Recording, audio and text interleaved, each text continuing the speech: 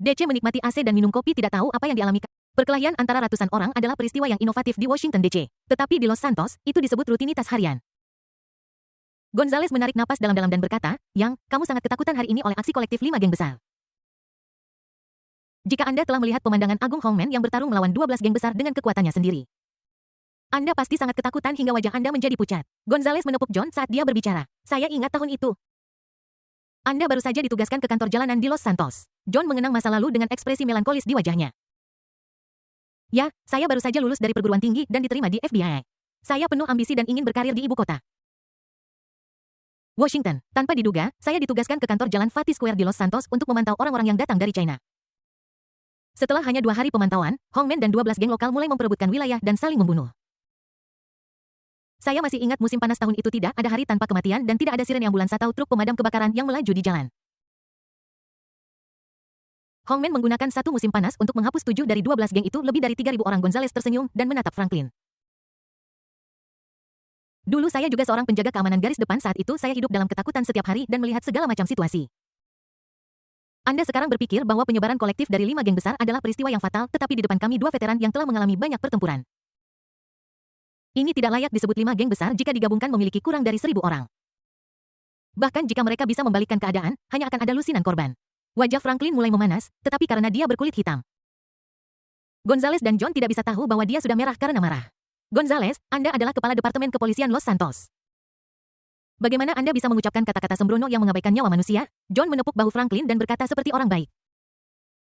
"Xiao Fuyu terlalu baik, Anda terlalu baik. Pernyataan yang sangat kasar. Apa yang saya katakan? Saya rasa dia menerima beberapa bantuan dari orang lain dan sekarang mencoba untuk mengalihkan tanggung jawab. Dia ingin mengelak dari tanggung jawab." Masih ada sedikit amarah di wajah Franklin muda. Mata Gonzales berkilat tajam, dan dia berkata, "Jika Xiao Fu tidak puas dengan pernyataan saya dan harus dimintai pertanggungjawaban, maka itu bukan hal yang mustahil. Ayo masuk nanti saja kalau kita bertemu 1 atau 2 orang yang tewas atau terluka. Aku akan meminta pemimpin 5 geng besar untuk menyerahkan para tersangka kepadaku. Mereka punya begitu banyak anggota geng, kau boleh memilih siapapun yang kau mau." Tinggi pendek Gemu Kurusada, wanita dari Phoenix Society, banci waria, tersangka manapun yang kau suka bisa kucarikan. Setelah Gonzales mengatakan ini dia terkekeh main-main kau. Franklin merasa terhina oleh pihak lain. "Orang di depanku menunjukkan betapa besarnya penghinaan terhadap hukum Amerika. Mereka mentolerir kejahatan di dalam yurisdiksi mereka. Benarkah Amerika Serikat akan binasa di tangan orang-orang ini?" Tepat ketika dia marah, John tiba-tiba mengulurkan tangannya ke lengannya. Franklin secara naluriah mengangkat anusnya untuk melindungi dirinya, tetapi ketika dia melihat dari dekat, dia melihat bahwa John sedang memasukkan kartu bank ke sakunya. John berkata dengan tatapan pengertian, "Xiao Fuyu pasti telah bekerja keras dalam perjalanan bisnis lintas kotamu. Ada 10.000 di dalamnya." Kata sandinya adalah 6 gunakan untuk membeli beberapa suplemen nutrisi. Franklin tertegun. "Johan, apa yang kamu lakukan ini tidak benar. Bagaimana saya bisa mengambil uangnya? Hanya saya tidak bisa mengambil uangnya. Saya menyarankan kalian berdua untuk tidak mengambilnya." Gonzales mendengus dingin, "Orang-orang dari Washington adalah pengecut. Biar saya beritahu. Jika Anda tidak mengambil uangnya dan saya tidak mengambilnya, bagaimana Komisaris Smith bisa mengambilnya? Jika Komisaris Smith tidak mengambilnya, bagaimana kita bisa membuat kemajuan? Anda masih ingin membuat kemajuan? Jika Anda mengambil uang ini, Anda akan kehilangan kepala Anda." John mencoba membujuknya. "Oh, Xiao Fuyu terlalu khawatir. Komisaris Smith telah mengambilnya dan ada juga anggota Kongres Mike di belakang." Begitu John selesai berbicara, area Beverly yang kaya dan harmonis tiba-tiba meledak dengan serangkaian ledakan gila. Gonzales mendengar suara itu dan menjulurkan kepalanya. Baru bulan September, siapa yang akan merayakan tahun baru saat ini? Franklin kemudian menjulurkan kepalanya. Matanya terpaku ke arah rumah Jiang. Dia menunjuk ke sebuah rumah besar dengan asap di seluruh langit dan berteriak, "Brengsek, lihat rumah itu bukan petasan, itu suara tembakan." Gonzales terkejut. Suara tembakan yang begitu intensif. Biasanya, penembakan di jalanan Los Santos hanya 1 atau 2 tembakan. Sama seperti barusan, puluhan ribu peluru ditembakkan dalam beberapa detik. Apakah ini perang saudara? Gonzales mengambil walkie-talkie dengan panik dan berteriak ke semua kendaraan. "Semuanya, nyalakan sirene, muat semua senjata." Gerbang rumah Jiang berada tepat di sudut. Detik berikutnya, 2 pria berlumuran darah tiba-tiba keluar dari depan mobil. Bab 909. Bahkan jika kamu adalah naga langit, aku akan tetap membunuh naga dan menghancurkan langit. 2 orang yang tiba-tiba muncul langsung tertabrak mobil Gonzales dan jatuh ke hutan di tebing.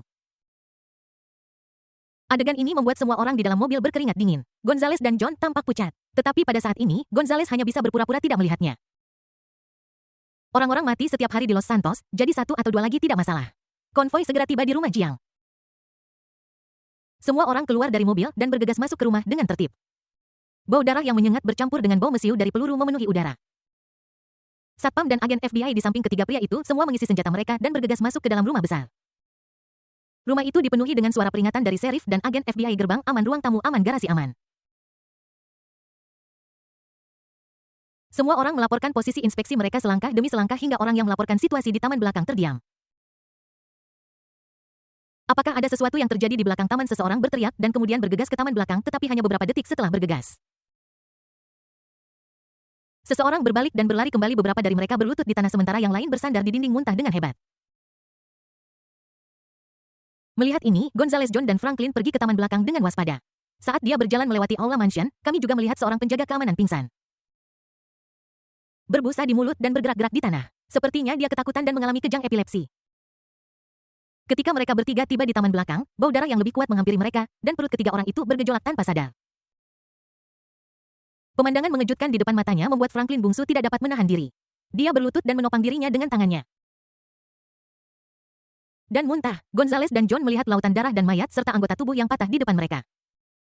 Tidak ada lagi jejak darah di wajahnya, dan dia tampak ketakutan, dan bingung, membuat kedua pria itu tercengang. Hingga Gonzales melihat 4 orang tergeletak di tanah terengah-engah. Dia langsung mengenali bahwa orang lain itu adalah pemimpin dari 5 geng besar di Los Santos. Pemimpin aliansi bayangan hitam adalah Big Black Shadow. Pemimpin geng serigala darah adalah Tai Ling Xia, pemimpin persaudaraan adalah Hao Nan Chen, dan pemimpin Phoenix Society adalah Fire Phoenix. Keempatnya kehilangan satu lengan atau paha patah. Selain itu, beberapa orang mengalami cedera wajah dengan berbagai tingkat keparahan. Pemimpin geng serigala darah semua giginya rontok. Pemimpin Phoenix Society, Fire Phoenix, telah dipukuli dan wajahnya rusak. Pemimpin persaudaraan, Hao Nan Chen, matanya dicungkil. Di antara 5 pemimpin geng besar, hanya pemimpin grup Glory yang seluruh anggota tubuhnya utuh.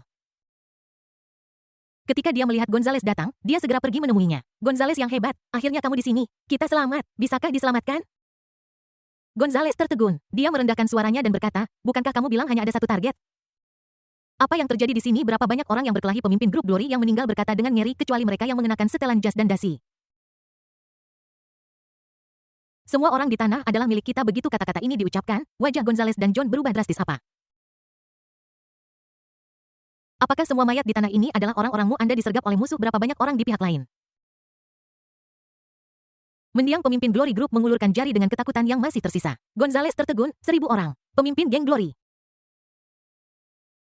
The Deadman menggelengkan kepalanya. Wajah John menjadi pucat. Mungkinkah 100 tentara pasukan khusus? Pemimpin Glory Group. The Deadman terus menggelengkan kepalanya dan kemudian berkata dengan putus asa, 1 orang. Setelah mendengar ini, John berkata, mustahil. Wajah pemimpin Glory Group yang telah meninggal penuh dengan ketidakberdayaan dan dia sedikit berbalik ke samping. Mengungkapkan 4 orang yang berdiri di ujung taman di belakangnya, salah satu dari mereka memegang pedang yang menyala-nyala. Dan di depannya ada seorang wanita dengan rambut berwarna emas kemerahan. Ketika Gonzales melihat wanita itu, dia secara naluriah berteriak pada pria dengan pisau itu. Berhenti, letakkan senjatamu. Saat dia mengatakan ini, dia mengangkat pistolnya dan membidik Qin Chuan. Jiang Tang di tanah melihat harapan untuk hidup, dan dia segera berteriak dalam bahasa Inggris, tolong saya, Jiang Tang, Presiden Happy Group. Saya putri seorang chaebol Korea. Jika Anda menyelamatkan saya akan memberi Anda sejumlah uang. Gonzales mendengar ini dan menjadi penuh semangat juang. Belum lagi orang di depan saya adalah orang Cina yang terlihat cukup sopan. Lagi pula pihak lain memegang pisau besar dan tidak mungkin menjadi lawan bagi saya yang memegang pistol. Gonzales mendekat selangkah demi selangkah. Nona manis, jangan khawatir, saya adalah kepala Departemen Kepolisian Los Santos. Alejandro Inarritu Jasimi Fernando Gonzales seorang pun dapat menyakitimu. Mulut Jiang Tang berkedut. Nama ini cukup membelit lidah. Namun, dia masih sangat bahagia bahwa dia akhirnya diselamatkan dengan Kepala Biro Keamanan Publik Los Santos turun tangan. Jiang Tang tidak percaya bahwa Qin Chuan akan berani mengambil tindakan. Bukankah dia takut pada orang Amerika? Bukankah dia takut akan sanksi dari Amerika Serikat? Qin Chuan Yu tidak menyangka satpam akan datang tepat waktu. Seorang Tianlong seperti saya akan disukai bahkan oleh surga. Anda ingin saya mati? Mungkin di kehidupan selanjutnya. Tapi jangan khawatir, saya akan melakukan yang terbaik untuk menyewa pengacara untuk melindungi Anda sehingga Anda tidak perlu masuk penjara. Karena itu akan terlalu mudah bagimu. Saya akan menyewa pembunuh top dunia untuk memburumu. Dimanapun kamu berada di dunia ini, aku pasti akan membunuhmu. Tidak, aku akan membuatmu menjalani kehidupan yang lebih buruk daripada kematian. Jiang Tang melihat Qin Chuan mengangkat pisau Hong Ming di tangannya dan dia dengan marah berkata, cepat dan buang pisaunya. Melihatmu memegang pisau membuatku mual dan ingin muntah. Melihatmu berpura-pura keren, aku ingin memukulmu sampai mati. Mata Qin Chuan menyipit, dan dia berkata dengan suara dingin, kamu melumpuhkan kakekku selama lebih dari 30 tahun. Dan memisahkanku dari keluarga dan saudara perempuanku selama lebih dari 30 tahun. Berdasarkan hal ini, bahkan jika kamu adalah Tianlong, aku akan membunuh naga dan menghancurkan langit. Setelah mengatakan ini, dia menebas pria itu menjadi dua dengan pedangnya. Jiang Tang melihat dirinya terbelah menjadi dua dengan ngeri. Dia berteriak ke langit dan kemudian pingsan. Dalam sekejap, semua orang di antara penonton berubah warna. Gonzales tercengang. Dia benar-benar berani membunuh seseorang di depan saya? John bingung. Jadi, apa yang dikatakan sutradara itu benar? Apakah dia benar-benar membunuh semua orang? Zheng Zaihao dan Yin Dao bingung, dia memusnahkan seluruh keluarga Jiang. Gonzales berteriak gila-gila-gila. Dia bergegas dan melihat Jiang Tang meskipun dia tidak mati. Dia tidak dapat diselamatkan. Gonzales memelototi Qin Chuan dan berkata, kamu berani melakukan kejahatan di depan saya, apakah kamu tahu apa yang akan terjadi padamu? Qin Chuan berkata dengan tenang, dia baru saja mengatakan dia ingin membunuhku. Dan Anda mendengarnya menurut hukum negara Anda, ini dianggap sebagai pembelaan diri. Gonzales dengan marah menjawab, omong kosong apa lelucon.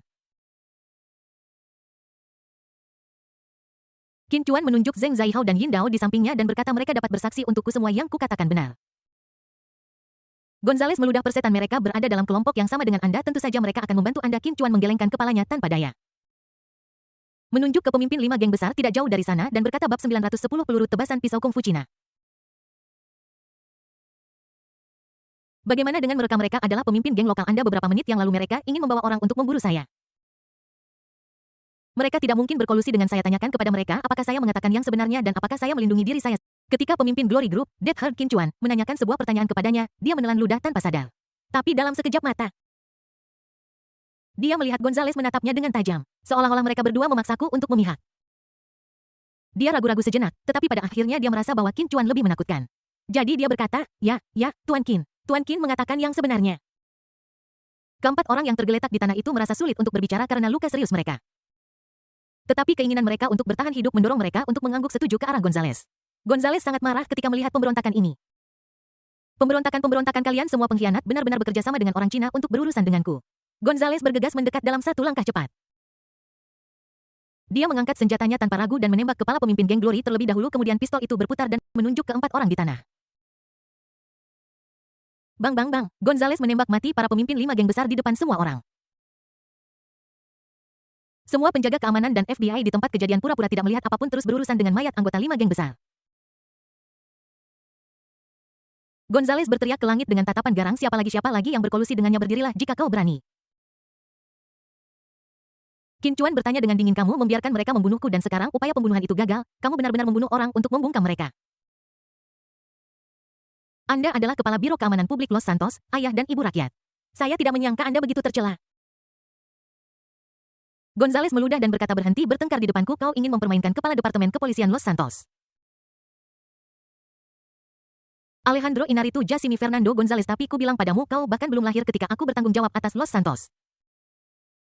Kau mulai mengelola Los Santos bahkan sebelum aku lahir. Setelah bertahun-tahun kau mengubah tempat dengan Feng Shui yang hebat menjadi tumpukan sampah.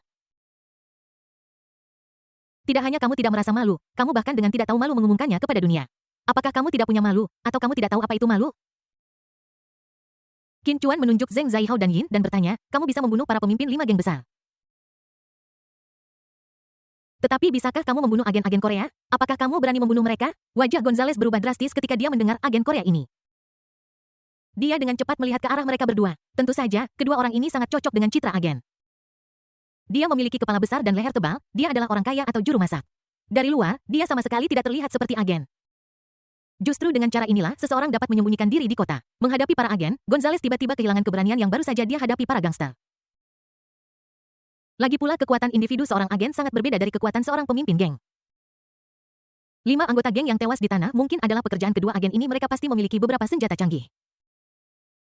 Wajah Zheng Zaihao dan Yin Dao berkedut, bagus, banyak kau hanya mengatakan kita adalah teman, mengatakan kita adalah agen Korea, apakah kau mencoba membunuh kita?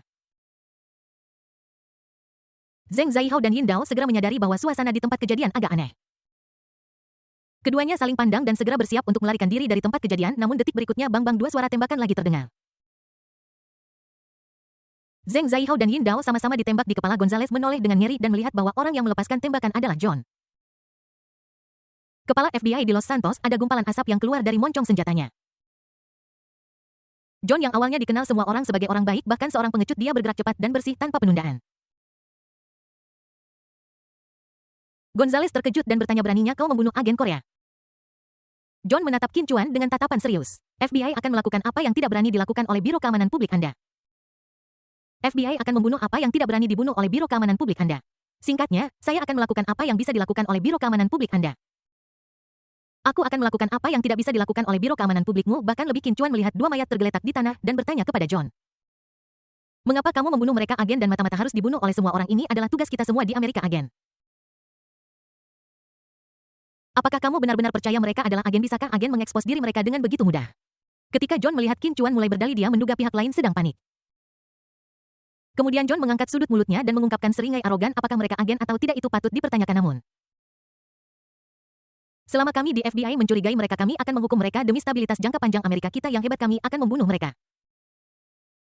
Mereka hanya dua orang Korea. Siapa yang memberimu hak untuk membunuh mereka? Ketika John mendengar hal ini, ekspresi bangga di wajahnya menjadi semakin intens. Dia mengangkat kepalanya tinggi-tinggi dan berkata dengan bermartabat, bertindak dulu, laporkan kemudian. Presiden telah memberikan izin. Ini adalah hak FBI kita. John selesai berbicara, dia tidak melihat kepanikan di wajah Qin Chuan. Sebaliknya, dia melihat orang lain mengangkat tangan kirinya yang belum bergerak.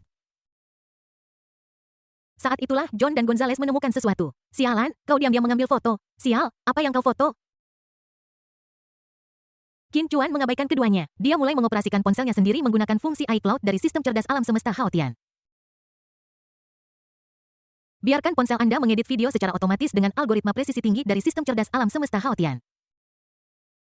Setelah seluruh video diproses, tidak ada jejak pengeditan. Efek keseluruhannya alami dan sangat mulus. Dengan bantuan pengeditan AI. Rekaman Gonzales dan John yang sedang menembak diperbesar untuk menyoroti rekaman definisi tinggi dan tanpa sensor.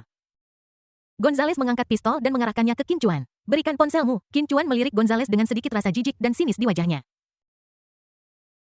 John menurunkan bahunya sedikit dan menarik napas dalam-dalam. Kemudian dia mengangkat tangannya dan menembak Qin Chuan tiba-tiba. Ketika John masih muda, dia adalah penembak terbaik di FBI. Dia baru saja menembak dan membunuh Zheng Zaihao dan Yin Dao dengan sangat ahli. Kali ini, John membidik dahi Qin Chuan. Kejadian hari ini berada di ambang kendali. Daripada membiarkan pria Tiongkok ini hidup, lebih baik membunuhnya dengan satu tembakan. Setelah orang mati yang tidak bisa berbicara lebih mudah dikendalikan daripada orang hidup. John tersenyum percaya diri saat dia menembak saat peluru ditembakkan. Dia tahu bahwa itu akan mengenainya di antara alisnya, hasilnya sama seperti yang dia hitung, peluru itu langsung mengenai dahi Qin Chuan. Namun, yang tidak John duga adalah peluru itu akan mengenai Qin Chuan. Pihak lain tiba-tiba mengangkat pisaunya dan menebas. Peluru itu terbelah menjadi dua bagian oleh pisau Hongming dan berubah menjadi percikan kecil di udara. Melihat ini, John tertegun, Gonzales tercengang.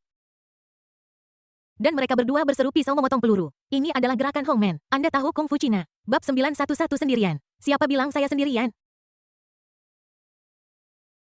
John dan Gonzales segera menyadari bahwa ada sesuatu yang salah. Mereka berdua tahu betul seperti apa Kung Fu Cina itu. Kenangan pembantaian Hongmen di Los Santos masih terukir dalam benakku. John dan Gonzales segera berteriak kepada lebih dari 400 penjaga keamanan dan agen FBI di belakang mereka berkumpul-berkumpul. Dalam sekejap, lebih dari 400 penjaga keamanan bersenjata dan agen FBI bergegas menuju Qin Chuan Tuan. Meskipun mereka unggul dalam jumlah, keduanya tetap waspada. John kembali memasang ekspresi orang baik dan berbicara dengan tulus. Tuan, tidak ada kebencian antara Anda dan saya. Kita bisa berteman, tetapi Anda malah mengambil foto saya dari belakang, yang sangat tidak ramah. Jika Anda memberi saya ponsel Anda, saya, John, akan memastikan bahwa Anda akan aman hari ini. Melihat ini, Gonzales mencoba menenangkan suasana. Ya, kita bisa berteman selama kamu memberikan kami video itu. Aku, Kepala Departemen Kepolisian Los Santos, Alejandro Inarritu Jassimi Fernando Gonzales. Bersumpah demi nama Tuhan untuk menjamin keselamatan pribadimu sampai kamu meninggalkan Los Santos. Qin Chuan tertawa dua kali ketika mendengar ini. Gonzales dengan marah bertanya. Apa yang kamu tertawakan? Salah satu dari kalian meminta geng Los Santos untuk memburu saya, dan yang lainnya menodongkan pistol ke arah saya dan menembak saya. Tidakkah menurutmu apa yang kamu katakan itu lucu? John bertanya dengan dingin. Berhenti bicara omong kosong, maukah kamu memberiku ponselmu? Qin Chuan bertanya balik, mengapa aku harus memberimu ponselku? Gonzales menyipitkan matanya yang tajam dan niat membunuh tiba-tiba muncul di matanya. Ekspresi baik hati John berangsur-angsur memudar digantikan oleh tatapan sinis dan licik. Franklin yang baru saja masuk ke rumah untuk berkumur dan membersihkan muntah kembali ke tempat kejadian dan melihat bahwa situasinya telah berubah secara tiba-tiba. FBI dan penjaga keamanan mengepung Qin Chuan dan dia berkeringat deras. Dia menerobos kerumunan dan berlari ke arah John dan Gonzales. Franklin bertanya kepada kedua pria itu, apa yang kalian lakukan? Turunkan senjata kalian, turunkan senjata kalian. John dan Gonzales acuh tak acuh terhadap perkataan Franklin. Dia berbalik dan berteriak kepada semua petugas keamanan dan FBI di tempat kejadian, letakkan senjatanya, letakkan senjatanya. Semua orang memiliki beberapa kekhawatiran. Lagi pula pihak lain berasal dari Washington. Seseorang perlahan mengarahkan pistol ke bawah. Gonzales berteriak, saya ingin melihat siapa yang berani meletakkan senjatanya. Tiba-tiba semua orang di tempat kejadian mengangkat senjata mereka lagi. Gonzales berbalik dan berkata kepada Franklin, Franklin, ini adalah Los Santos. Bukan Washington. Anda dapat melakukan apapun yang Anda inginkan di Washington dan saya tidak dapat mengendalikan Anda, tapi di sini Los Santos bukan giliran Anda untuk memberi perintah. Melihat bahwa dia tidak dapat membujuk Gonzales, Franklin berpaling ke John untuk meminta bantuan. John, bujuk mereka untuk meletakkan senjata kami di sini untuk menyelesaikan masalah. Jangan impulsif. John yang selalu menampilkan dirinya sebagai orang baik, kali ini dia tidak merawat Franklin lagi. Xiao Fuyu dan saya adalah kolega. Saya menyarankan Anda untuk tidak terlibat dalam masalah ini, Franklin mengingatkan. John, don't lupa, ini adalah maksud direktur. John melengkungkan bibirnya dan berkata, saya juga ingin membuat masalah besar dari masalah kecil, saya juga ingin menyelesaikan misi dengan mudah dan pulang dengan gembira. Sekarang, bukan karena saya tidak ingin mengakhiri lelucon ini secepat mungkin. Dialah yang menahan kita, dia diam-diam merekam Gonzales dan saya. Jika video ini keluar, kita berdua tidak akan punya tempat untuk berdiri di Amerika. Franklin mengangguk berulang kali dan berkata, oke, tenang. Saya akan menengahi masalah ini. Jangan impulsif. Segera setelah itu, Franklin berbalik dan membungkuk kepada Qin Chuan. Tuan Qin, mereka dikirim oleh Direktur Jennifer untuk membantu Anda. Bisakah Anda mengembalikan video itu kepada saya demi Direktur? Franklin berbicara dengan sangat tulus menggunakan gelar kehormatan dan tampak sangat rendah hati. Namun kali ini Qin Chuan tidak mengambil dan meletakkannya dengan lembut seperti yang dia lakukan di pintu restoran. Ekspresinya dingin dan jauh. Dikirim untuk membantuku? Kurasa mereka dikirim untuk membunuhku. No, Tuan Qin, ini semua kesalahpahaman. Ini semua kesalahpahaman. Dia menembakku, bagaimana bisa ini hanya kesalahpahaman, itu hanya lelucon, Merkin. Franklin tersenyum meminta maaf dan membungkuk. Hampir berlutut menembakku di kepala disebut lelucon, baiklah, beri aku pistolnya dan aku juga akan membuat lelucon padanya. Selama dia masih hidup setelah tembakan itu aku akan memberikanmu videonya. John mendengar ini dan mendorong Franklin menjauh Xiao Fu. Kamu juga melihatnya, orang ini sangat arogan, dia pikir dia bisa mengabaikan kita hanya karena dia memiliki hubungan yang tidak jelas dengan Jennifer. Apakah dia pikir dia di Tiongkok ini adalah Amerika Serikat? Los Santos susak Xiao Fu, kami adalah Amerika yang hebat dan kami tidak pernah menundukkan kepala kepada orang lain. Bahkan jika kita melakukan kesalahan, kita harus tetap teguh dan berdiri tegak. Dengan kepala tegak terangkat, mereka yang rendah hati dan menjilat tidak layak menjadi orang-orang Amerika yang hebat. Setelah John selesai berbicara, agen FBI di belakangnya merasa panas di sekujur tubuh, darah mereka mendidih dan adrenalin mereka melonjak. Gonzales berkata kepada Qin Chuan dengan suara dingin, saya telah melihat orang-orang Hongmen berkelahi dengan kungfu di masa lalu. Saya tahu bahwa kungfu Cina sangat kuat, tetapi tidak peduli seberapa bagus kungfu Anda. Kami memiliki begitu banyak orang dan begitu banyak senjata. Menurut Anda, apa peluang Anda untuk menang? Setelah mengatakan itu, Gonzales mengacungkan jempol kepada John dan berbisik. Saudara John Yu, sangat perhatian Anda membunuh 2 agen musuh di awal. Dengan cara ini, bahkan jika dia sangat kuat, dia dapat membunuh 100 atau 200 orang. Tetapi dia tidak bisa membunuh kita semua. Franklin berdiri di samping mereka berdua. Dan wajahnya berubah drastis ketika dia mendengar percakapan mereka. Kamu ingin menggunakan nyawa ini untuk ditukar dengan bukti kejahatanmu?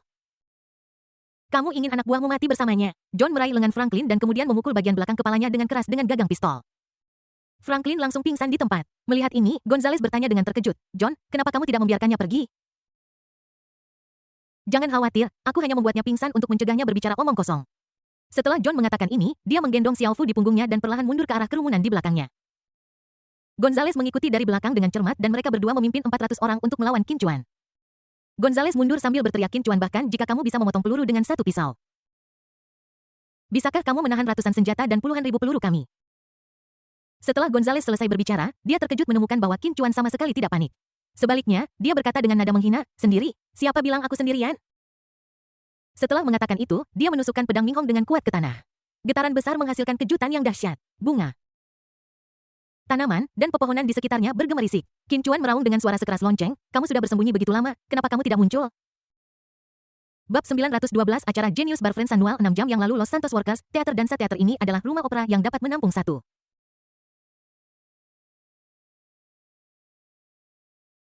orang. Ketika tidak ada opera, performance Place juga disewakan sebagai tempat untuk kuliah forum tertentu. Pada bendera-bendera yang berwarna waktu ini terbang di luar rumah opera dan poster-poster yang mengatakan bahwa acara Friends Annual Genius Bar dipasang di sekitar gedung. Ketika 4 anak muda setempat melihat judulnya, mereka merasa seperti telah menemukan sebuah organisasi dan ingin bergabung dengan pertemuan itu. Namun, tepat ketika dia hendak masuk, dia dihentikan oleh penjaga keamanan yang tampak garang di pintu. Para penjaga keamanan, 1 berpakaian hitam dan 1 berpakaian putih, memandang keempat pemuda itu dari atas ke bawah, lalu berkata, tolong tunjukkan ide Anda. Beberapa anak muda saling memandang dan bertanya, ide apa? Nomor ide saya. Mengapa kami perlu melaporkan kartu ide di pertemuan jenius? Kedua petugas keamanan itu saling memandang dan segera menyadari bahwa keempat pemuda di depan mereka tidak sejenis. Jadi dia berkata, ini pesta privat, silakan jangan masuk. Tanpa izin keempat pemuda itu tercengang. Spanduk yang kau gantung di luar mengatakan bahwa ini adalah perkumpulan para jenius, tapi sekarang telah menjadi pesta pribadi. Benar sekali. Bukankah kita terlihat seperti saudara kandung? Apakah kami terlihat bodoh, menilai orang dari penampilan? Kau melakukan diskriminasi. Mulut penjaga keamanan kulit hitam itu berkedut dan urat-urat menonjol di lengannya yang tebal dan kuat. Saat dia hendak berkelahi, penjaga keamanan kulit putih di sebelahnya dengan cepat menghentikannya. Hei, hari ini adalah konferensi pertukaran tahunan, jangan membuat masalah. Ingat, kita harus tetap tenang. Penjaga keamanan kulit hitam hanya bisa mengertakkan gigi dan menahannya. Penjaga keamanan kulit putih berkata kepada keempat pemuda itu. Karena Anda mengatakan Anda berteman, izinkan saya mengajukan beberapa pertanyaan. Jika Anda dapat menjawabnya, kita dapat dianggap sebagai sesama musafir. Beberapa anak muda sangat ingin mencobanya. Pria besar, silakan bertanya. Penjaga keamanan kulit putih bertanya, jika Anda tersesat di hutan belantara. Bagaimana Anda bisa menggunakan jam tangan Anda untuk menemukan jalan? Seorang pemuda segera menjawab, saya tahu ini. Jika Anda berada di belahan bumi utara, arahkan saja jarum jam tangan Anda ke arah matahari. Garis tengah sudut antara tanda pukul 12 pada jam tangan dan jarum jam adalah arah yang Anda tuju. Jika Anda berada di belahan bumi selatan, arahkan saja tanda pukul 12 ke arah matahari. Garis tengah sudut antara tanda pukul 12 dan jarum jam adalah arah yang Anda tunjuk. Ketika pemuda itu selesai berbicara, teman-temannya bertepuk tangan, luar biasa. Anda dapat menjawab tanpa berpikir sekalipun. Anda layak menjadi siswa terbaik di Stanford. Pilar harapan untuk masa depan Amerika. Penjaga keamanan itu mendengus jawaban salah pria muda itu tertegun bagaimana mungkin. Inilah yang instruktur saya katakan ketika saya berkemah di alam liar. Penjaga keamanan itu berkata dengan dingin, bagaimana jika itu di malam hari? Bagaimana jika berkabut? Bagaimana jika ada gangguan magnetik? Jawaban bodoh Anda tidak dipikirkan dengan matang. Beraninya Anda menyebut diri Anda seorang jenius. Pemuda itu terdiam setelah dicekik oleh satpam. Dia menegangkan lehernya dan berkata, lalu menurutmu apa yang harus kita lakukan? Satpam itu mencibir dan berkata, pertama tahan jam tangan dengan erat dengan telapak tangan menghadap ke bawah. Kemudian lepaskan dan biarkan jatuh bebas. Arah jatuhnya jam tangan adalah ke bawah dan arah yang berlawanan adalah ke atas. Menggunakan metode ini, kita dapat menentukan posisi atas dan bawah di alam liar dalam cuaca apapun. Beberapa anak muda penjaga keamanan mencibir. Dengan IQ-mu, kamu masih punya keberanian untuk datang ke pesta kami? Cepat belok kanan, periksakan otakmu untuk melihat apakah kamu mengalami keterbelakangan mental. Pemuda itu tidak pernah diejek karena IQ-nya yang rendah sejak dia masih kecil. Dia menolak untuk menerima hasil tersebut dan berkata dengan keras kepala. Saya tidak mengerjakan soal pertama dengan baik. Jika Anda berani menanyakan pertanyaan lain kepada saya, jika saya tidak dapat menjawabnya, saya akan mengakui bahwa saya mengalami keterbelakangan mental. Satpam itu tersenyum menghina lalu bertanya, Xiao Hong diminta guru untuk membacakan 26 huruf. Dia membaca AB lalu berhenti. Mengapa pemuda itu menyembur? Karena dia bodoh, dia bahkan tidak bisa mengingat 26 huruf. Satpam itu menggelengkan kepalanya. Tidak, karena ketika dia sedang menghafal huruf-hurufnya, terjadi penembakan di sekolah, jadi dia harus bersembunyi dan tidak punya waktu untuk menghafalnya. Satpam itu mengerutkan kening dan berkata, menolak jawaban ini lagi. Pemuda itu merenung sejenak dan dengan ragu-ragu menjawab. Mungkinkah ketika Xiao Hong sedang membaca dia terlihat oleh seorang pria kaya dan diculik ke pulau itu? Penjaga keamanan memutar matanya dan berkata dengan IQ-mu, kamu sebaiknya pulang saja, mandi, lalu tidur. Jangan mempermalukan dirimu sendiri. Pemuda itu marah. Ini tidak benar. Itu benar. Mengapa kamu tidak memberitahuku alasannya? Penjaga keamanan menghilangkan tangannya dan berkata dengan dingin. Karena Xiao Hong sedang menunggu orang muda CD. Orang-orang muda itu semua tercengang dan secara naluriah ingin membantah. Tetapi aku tidak dapat menemukan celah apapun dalam jawaban ini. Mustahil, mustahil. Aku adalah mahasiswa top di Universitas Stanford. Salah satu universitas top di Amerika Serikat. Bagaimana mungkin aku tidak dapat menjawab pertanyaan seperti itu? Penjaga keamanan itu berkata dengan nada meremehkan. Karena universitas-universitas Amerika adalah sampah. Universitas top di Amerika Serikat bahkan tidak memenuhi standar. Mereka hanya melatih orang-orang yang tidak berguna. Anda berbicara omong kosong. Jika universitas-universitas Amerika tidak cukup bagus, lalu universitas mana lagi di dunia yang bisa cukup bagus? Tiongkok. Universitas Tiongkok lebih baik daripada universitas-universitas Amerika. Ketika orang-orang muda lainnya mendengar ini, mereka tidak senang. Tidak mungkin saya dari Kementerian Pendidikan AS. Saya dapat membuktikan bahwa universitas-universitas Amerika kami bukan sampah. Universitas Huaguo adalah sampah. Satpam bertanya, oh jadi Anda tahu banyak tentang universitas-universitas Tiongkok dan Amerika? Omong kosong, bagaimana mungkin saya tidak mengerti? Saya telah melakukan penelitian mendalam tentang universitas-universitas dari kedua negara ini. Penjaga keamanan itu mengangkat bahu dan berkata, baiklah, izinkan saya bertanya bagaimana Anda menilai apakah sebuah universitas di Tiongkok adalah universitas yang hebat. Pria muda itu mencibir, itulah dia saya pikir Anda.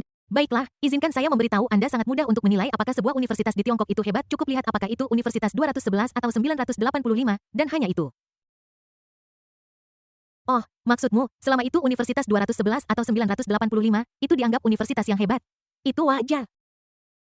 Satpam itu menegakkan wajahnya dan bertanya, baiklah, universitas mana di Amerika Serikat yang merupakan 211 atau 985? Pemuda itu tertegun, hah? Satpam itu mengulangi dengan suara tegas biar saya bertanya, universitas mana di Amerika Serikat yang merupakan universitas 211 atau 985? Penjaga keamanan itu tiba-tiba meninggikan suaranya yang membuat pemuda di depannya ketakutan. Penjaga keamanan tidak memberinya lebih banyak waktu untuk berpikir dan terus bertanya. Jawab aku dengan cepat, universitas mana di Amerika Serikat yang merupakan universitas 211 atau 985? Pria muda itu tiba-tiba panik saat diinterogasi oleh Satpam. Setelah berpikir lama, dia mengucapkan dua kata dengan susah payah. Tidak ada satupun universitas 211 atau 985 di seluruh Amerika Serikat. Tidak. Karena tidak ada satupun universitas 211.985 di seluruh Amerika Serikat. Bukankah itu membuktikan bahwa universitas-universitas Amerika tidak sebaik universitas-universitas Tiongkok dan siswa-siswa Amerika tidak sebaik siswa-siswa Tiongkok? Tapi bukan itu yang saya katakan. Tentu saja tidak. Anda mengatakan bagaimana menilai apakah suatu universitas itu bagus atau tidak. Apakah Anda akan menyesalinya sekarang? TSK, Amerika Serikat benar-benar mengalami kemunduran. Bukan hanya murid-murid itu bodoh seperti babi, mereka juga tidak bisa menjawab dua pertanyaan yang diajukan. Mereka bahkan pelupa di usia yang begitu muda. Mereka lupa apa yang mereka katakan sedetik yang lalu di detik berikutnya. Pria muda itu terdiam setelah dihadapkan oleh penjaga keamanan. Hei, apa yang kamu lakukan? Tiba-tiba sebuah suara berat terdengar dari dalam tempat acara. Suara ini mantap dan kuat dan dapat menembus hati orang. Bab 913 Aura Bos teratas setelah mendengar suara itu. Kedua penjaga keamanan segera berhenti bermain-main dengan wajah mereka. Keduanya berbalik dengan ketakutan dan membungkuk kepada pria yang berjalan keluar dari tempat itu. Menyapanya Tuan Zoro. Zoro adalah seorang pria Italia. Dia mengenakan pakaian pengap standar pria Italia, rompi putih kecil. Dia memiliki kumis tipis di wajahnya dan kedua lengan kekarnya telanjang. Zoro memiliki tato Dewa Yehuwa perawan Maria nenek dan ibunya di lengan kirinya. Dia memasukkan tangannya ke dalam saku dan melihat keempat pemuda di depannya. Dia berkata dengan tatapan dingin, ini adalah tempat pertemuan pribadi. Tidak terbuka untuk umum. Harap pergi. Ketika keempat pemuda itu melihat tatapan Zoro yang mengintimidasi, mereka langsung terdiam dan pergi dengan malu. Setelah keempat pria itu pergi, wajah Zoro menjadi gelap. Hari ini adalah konferensi pertukaran akademik pembunuh web gelap tahunan. Semua orang sibuk menyiapkan tempat dan kalian berdua pendatang baru malah menggoda para siswa. Kedua satpam itu berkeringat dingin. Zoro di sebelahnya adalah pendiri 91 Dark Web. Bisa dibilang dia adalah jembatan antara dunia dan si pembunuh. Singkatnya, dia adalah seorang germo di dunia Dark Web. Penjaga keamanan itu berkata dengan gemetar. Tuan, kami tidak menggoda mereka. Mereka bersikeras untuk datang menghadiri pertemuan. Zoro ingin melanjutkan kuliah kepada penjaga keamanan itu. Namun tiba-tiba aura yang kuat muncul di luar teater. Seorang pria perlahan berjalan turun dari bas tua. Zoro dan Satpam dapat merasakan tekanan rendah yang datang dari pria itu meskipun mereka berjarak hampir 50 meter. Orang lain mengenakan jersey baseball biru tua dan berjalan perlahan menuju pintu masuk tempat tersebut. Penjaga keamanan ini dapat melihat bahwa identitas pihak lain tidak sederhana. Tetapi bagaimanapun juga penglihatannya terbatas dan dia tidak dapat mengenali identitas pihak lain secara akurat. Zoro menyipitkan matanya sedikit dan memperkenalkan dengan suara rendah. Dia berada di peringkat ke-78 di antara para pembunuh di dunia, dijuluki satu rit melintasi sungai. Wajah Satpam itu berubah drastis ketika dia mendengar ini. Konferensi pertukaran akademik pembunuh web gelap hari ini mengundang 500 pembunuh bayaran teratas di dunia. Dalam jargon web gelap, orang-orang ini disebut 500 pembunuh bayaran teratas. Kebanyakan orang yang masuk sebelumnya adalah pembunuh bayaran yang berada di peringkat di luar 100 teratas. Aura yang mereka bawa hanya sedikit lebih tinggi dari orang biasa, tidak ada yang istimewa tentangnya.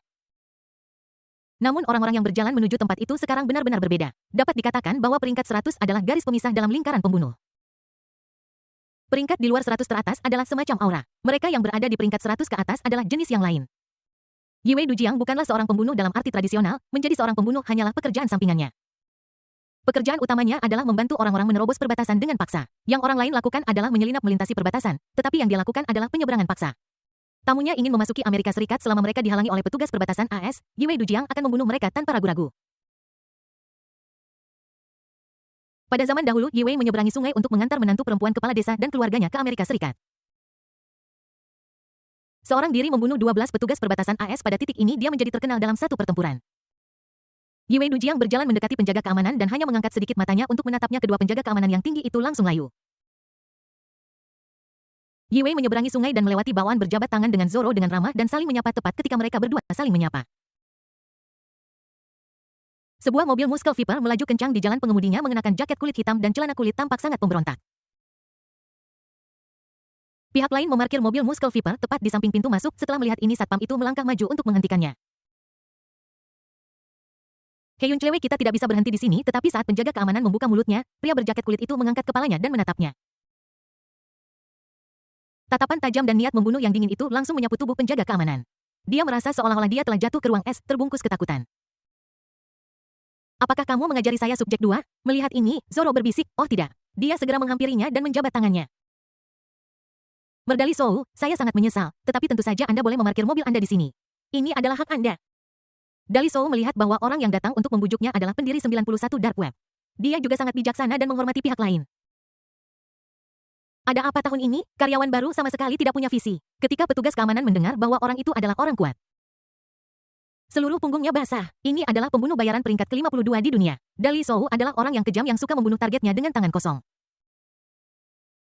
Dia pernah menyelinap ke Jepang dan membunuh seorang politisi Jepang. Saat menghadapi Jepang, Dali Sou tidak memilih untuk menembak. Sebaliknya, dia mematahkan leher, tulang belakang lumbar, dan anggota tubuh lawannya dengan tangan kosong. Pada titik ini, Dali Shu menjadi terkenal dalam satu pertempuran.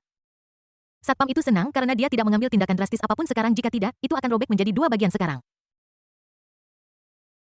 Setelah Zoro membawa Dali Sou dan Yue menyeberangi sungai, kedua satpam itu berbicara dengan suara rendah. Apakah ini latar belakang salah satu dari 100 pembunuh bayaran teratas di dunia? Sangat menakutkan, hanya sekilas darinya membuatku merasa ketakutan dan bingung. Seorang penjaga keamanan lainnya menjawab, ya, orang-orang ini sama sekali tidak terlihat seperti manusia.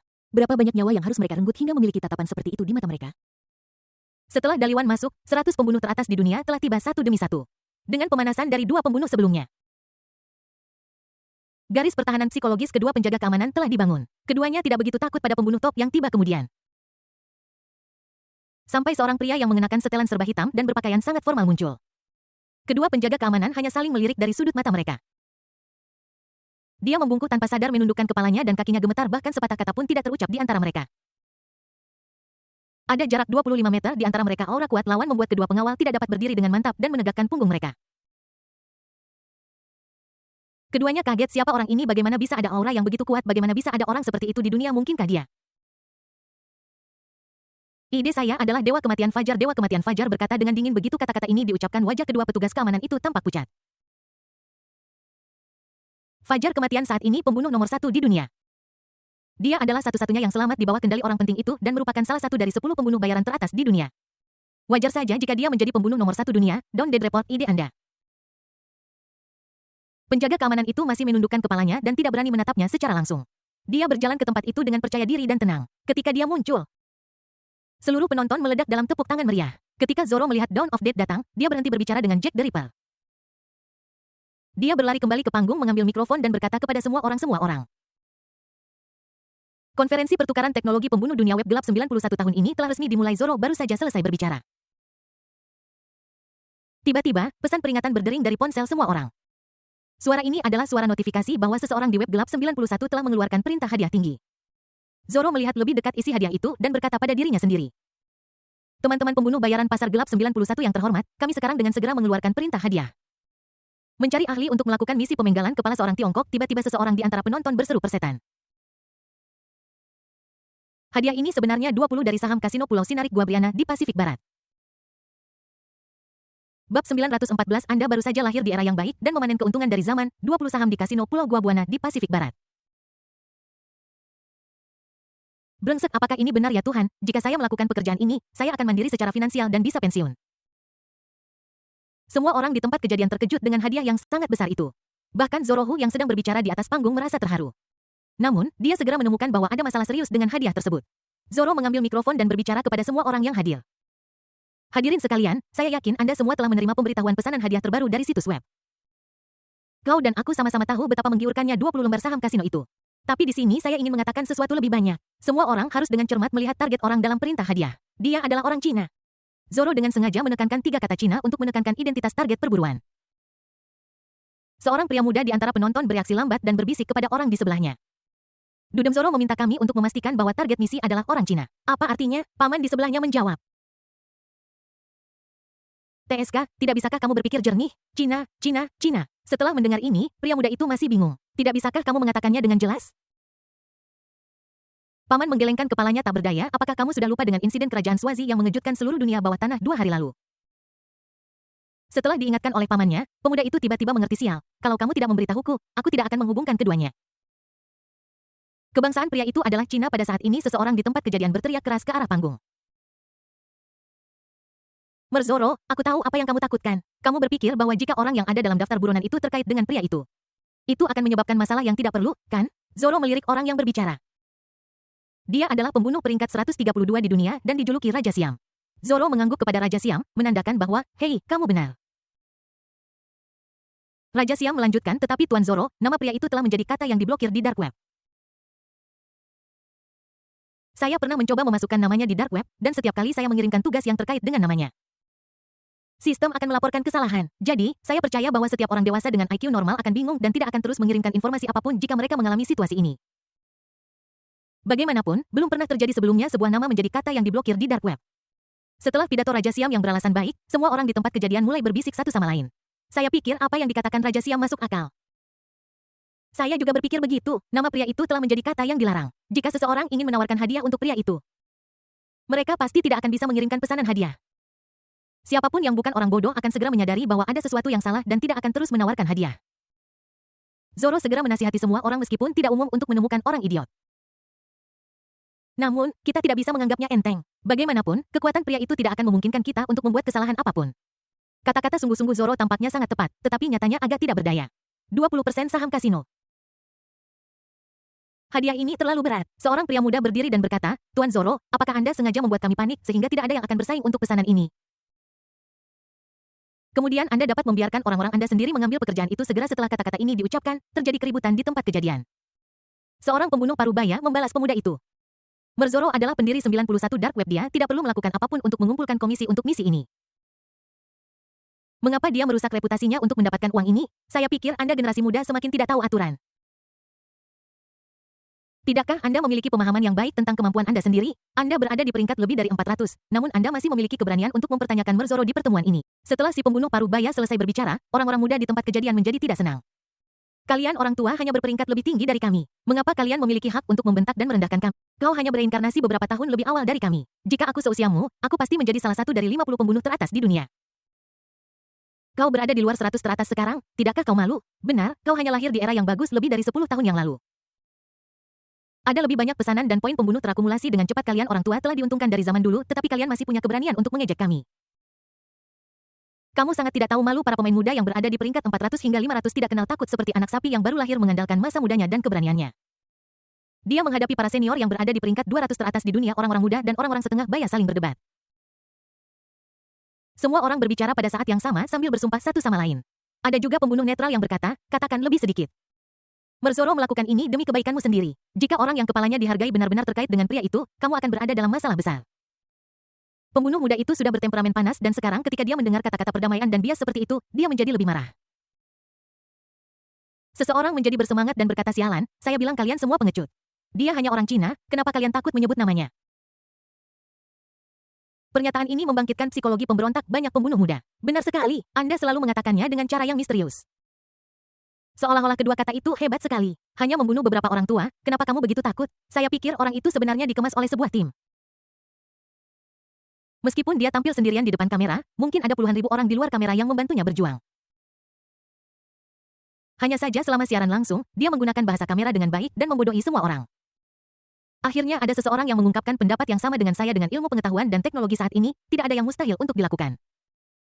Mungkin siaran langsung pada waktu itu difilmkan di studio. Ini semua adalah penipuan yang mengejutkan. Tujuannya adalah untuk menciptakan dewa. Dan kemudian menyalahkan dewa ini atas masalah di masa depan. Qin Chuan, saya baru saja mengatakan kata yang diblokir ini. Ada apa?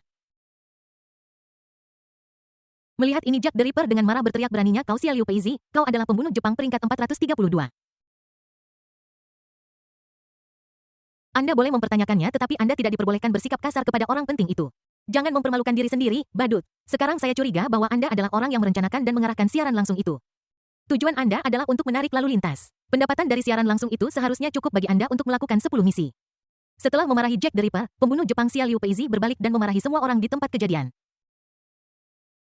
Bakaya lo, sekumpulan pengecut yang tidak berani memanggil namanya di belakangnya. Mereka sangat misterius. Aku paling benci jenis penyembahan buta ini. Bagaimana jika aku menyebut namanya? Apakah aku akan dipenggal? Bab 915. Apa yang perlu ditakutkan ketika dewa buatan manusia diciptakan? Meskipun pembunuh Jepang Liu Peizi berbicara kasar dan bahkan menantang sekelompok tokoh besar, tetapi tidak ada yang maju untuk memberinya pelajaran. Pertama-tama ada aturan di dark web bahwa pembunuh tidak boleh saling menyerang kecuali ada hadiah yang ditawarkan oleh pihak ketiga. Pihak lain dapat dibunuh justru karena aturan inilah pembunuh Jepang Xia Yanagi Peizi bisa begitu sombong. Tentu saja ada alasan lain, itu berarti setiap orang di tempat kejadian memiliki motif tersembunyi mereka sendiri. Di satu sisi mereka takut akan kekuatan orang dewasa, di sisi lain 20 saham kasino terlalu menggoda. Ketika keuntungan melebihi tingkat tertentu itu akan membuat orang gila, dan gila alasan mengapa semua orang memaafkan seorang pembunuh Jepang yang hanya peringkat 432. Gagasan yang lebih umum adalah membiarkan anak ini menjelajah seperti jika target pembunuhan tidak ada hubungannya dengan orang besar itu. Maka semua orang harus mengandalkan kemampuan mereka sendiri untuk merebut hadiahnya. Jika pihak lain terkait dengan orang besar itu, semuanya bisa disalahkan pada pembunuh Jepang, Xia Liu Peizi. Namun, jelas bahwa pembunuh muda Jepang ini tidak menyadari bahwa dia sedang digunakan sebagai senjata. Melihat tidak ada yang berani berdebat dengannya, dia menjadi semakin besar. Bakaya loo, kalian semua pengecut bahkan jika itu benar-benar kincuan. Lalu kenapa selama seseorang mampu membayar 20 saham di kasino, jika Anda tidak berani melakukannya, saya akan melakukannya. Trik kecilnya bukan apa-apa di depan kita orang Jepang. Saat dia berbicara, pembunuh Jepang Liu Peizi mengeluarkan pedang Jepang di belakangnya dan mengayunkannya 2 kali di udara. Pedang Jepang membelah udara dan menimbulkan suara berderai. Pukulan saya ini adalah produk dari pelatihan masa kecil selama 20 tahun. Satu pukulan dariku tidak lebih lemah dari tembakan dari barat. Mari kita lihat bagaimana kincuan yang curang itu dapat menerima pukulan dariku. Kondisi terkini dari pembunuh Jepang, Shimo Yanagi Peizi, sama seperti beberapa orang yang menonton pertandingan NBA, menunjuk LeBron James dan berkata, "Jika bukan karena TV, aku akan mengalahkanmu." Seorang pria berusia 40 tahun. Kebanyakan orang di tempat kejadian diam-diam membiarkan Liu Peizi berteriak, tetapi kata-katanya sangat penuh kebencian. The Dawnbreaker, yang sekarang menduduki peringkat nomor 1 di dunia, memiliki ekspresi dingin di wajahnya. Dia menamparkan sandaran tangan kursi. Setelah gerakan ini, suasana tiba-tiba menjadi sunyi. Aura pembunuh nomor 1 dunia ditampilkan sepenuhnya pada saat ini. The Dawn Dead berdiri dan meluruskan pakaiannya. Dia menatap pembunuh Jepang, Xia Yanagi Peizi, dengan tatapan dingin. Mata yang telah menyaksikan hidup dan mati ribuan orang menatap Xia Liu Peizi. Pembunuh Jepang Xia Liu Peizi sangat ketakutan ketika melihat ini. Sang Maut Fajar berkata dengan dingin, setelah mengatakan begitu banyak omong kosong. "Apakah kamu berani mengambil perintah ini?" Pembunuh Jepang Xia Liu Peizi menelan ludahnya. Kesombongan dan pikiran yang ada di kepalanya tiba-tiba ditekan. "Berani atau tidak?" tanya Dewa Maut Pemecah Fajar. Semua orang di tempat kejadian mulai mencemooh Xia Liu Peizi. Ternyata orang Jepang itu palsu. Dia hanya pandai bicara besar. Dan akhirnya bahkan tidak berani menerima pesanan. Sial, dia hampir menipu saya untuk melakukan itu. Saya tidak menyangka dia adalah pembicara yang kuat. Semua orang menyindir Xia Liu Peizi. Wajah Xia Liu Peizi menjadi pucat dan dia perlahan mulai pusing. Dia berteriak baka. Kemudian dia mengeluarkan ponselnya dan membuka dark web. Xia Liu Peizi menarik napas dalam-dalam dan mengeklik untuk menerima tugas. Sebuah lingkaran kecil muncul di layar ponselnya, berputar searah jarum jam. Ini adalah waktu tunggu setelah menerima tugas. Dengan bunyi ding yang nyaring, beberapa kata besar muncul di layar ponsel Xia Liu Peizi. Tugas berhasil diterima. Semua orang di tempat kejadian menahan napas. Segera orang yang memposting tugas mengirimkan informasi lokasi melalui latar belakang dark web dan melampirkan baris cetakan kecil. Orang yang menjadi target ada di rumah ini. Mulai panggilan video setelah tiba di tempat kejadian. Saya akan memberitahu Anda siapa targetnya. Semua orang menatap Xia Liu Peizi menunggu untuk melihat pesan di teleponnya, tetapi pada akhirnya semua orang hanya melihat satu posisi. Kenapa pihak lain tidak mengirimkan gambar target pembunuhan? Ini pertama kalinya kamu menjadi seorang pembunuh dan kamu tidak mengerti ini. Ini untuk mencegah orang menerima order dengan niat buruk. Penerimaan order yang jahat. Ya, order jahat. Order jahat memperingatkan target dan menyebabkan misi pembunuhan gagal atau menjadi lebih sulit. Oh, so ada trik seperti itu. Sepertinya orang yang mengeluarkan perintah hadiah adalah pelanggan tetap dark web kita. Xia Liu Peizi juga memikirkan hal yang sama. Pihak lain dapat menggunakan metode ini untuk menyaring orang-orang yang mungkin menerima pesanan dengan niat jahat. Pihak lain pasti orang tua di dark web. Karena dia orang tua di dark web, dia pasti tidak akan memposting apapun tentang kincuan. Xia Liu Peizi diam-diam menghela napas lega. Dasar pengecut, lihat aku akan menikmati 20% saham kasino ini sendirian. Xia Liu Peizi mengeklik alamat lokasi dan mulai bernavigasi tanpa mengucapkan sepatah kata pun. Seluruh perjalanan adalah 42 km dan membutuhkan waktu sekitar 57 menit. Belok kanan setelah keluar, Xia Liu Peizi melihat navigasi, lalu menekan tombol kunci layar dan melarikan diri. Dia tiba-tiba melarikan diri. Hanya menyisakan suara perintah navigasi selulernya di tempat kejadian. Amap terus memandu Anda, belok kanan setelah keluar dari rumah. Pada saat semua orang bereaksi, Xia Liu Peizi sudah meraih sepeda motor dan melaju menuju tujuan. Setelah melihat ini, 400 lebih orang di tempat kejadian bergegas keluar dari tempat tersebut dengan panik. Jika Anda punya mobil, kendarai. Jika Anda tidak punya mobil, tidak akan ada satpam di sekitar, jadi mereka mulai menghentikan orang secara acak di jalan dan mencuri mobil. Untuk sementara waktu, warga yang tinggal di dekat teater lagu dan tari pekerja sangat menderita. Setelah hampir 1 jam perjalanan, 500 pembunuh tiba di kaki Beverly Hills satu demi satu. Setelah tiba di sini, semua orang meninggalkan mobil mereka dan berjalan kaki. Bagaimanapun, orang-orang besar itu adalah pembunuh. Tidak ada pembunuh biasa. Lebih dari 500 orang berjalan mendaki gunung di sepanjang jalan berhutan di lereng bukit. Setelah lebih dari 20 menit berjalan, semua orang menemukan Xia Liu Peizi berbaring di pohon melihat sebuah rumah besar di depannya. Saat ini, sebuah perampokan sepertinya sedang terjadi di rumah besar itu. Ratusan orang kulit hitam bersenjata sedang mengendalikan sekelompok pria dan wanita berwajah Asia. Ponsel Xia Liu Peizi sedang melakukan panggilan video dengan seseorang, pihak lain tidak menunjukkan wajahnya dan tidak berbicara. Biarkan saja Xia Liu Peizi menunggu dengan tenang hingga orang yang menjadi target muncul. Semua orang juga mulai menyembunyikan diri di hutan di selatan rumah Jiang. Lusinan pembunuh bergelantungan di setiap pohon. Mereka melihat ke arah rumah besar itu, mengamati setiap gerakan di dalamnya. Ini adalah anggota geng. Apakah orang-orang di tanah itu orang Cina? Bukan, orang-orang ini jelas dari Korea. Seorang pembunuh dari Korea mengenali pihak lain dan berbisik. Sial, dia benar-benar seorang chaebol Korea, ketua Happy Group. Jiang Chongsuan dan Presiden Jiang Tang. Ruangan ini penuh dengan eksekutif tingkat tinggi grup Happy. Pembunuh Korea itu terus menganalisis. Saya kira orang yang mengeluarkan tugas mengira orang Korea sebagai orang Cina dan membuat kesalahan besar. Bab 916 Dewa Kematian Kontemporer menekan seluruh penonton. Analisis pembunuh Korea itu menyebabkan kegemparan di antara kerumunan di tempat kejadian. Saudara Siba, apa yang Anda katakan masuk akal. Mungkin perintah ini benar-benar kesalahpahaman. Tampaknya perintah hadiah tidak ada hubungannya dengan orang besar itu. Sial, saya juga ingin menerima pesanan. Semua orang akan bergantung pada kemampuan mereka sendiri. Dan kebebasan finansial bergantung pada takdir. Pada suatu saat semua orang membuka ponsel mereka untuk menerima pesanan. Ding ding ding. Suara notifikasi penerimaan pesanan yang berhasil datang satu demi satu setelah menerima pesanan karena banyaknya orang.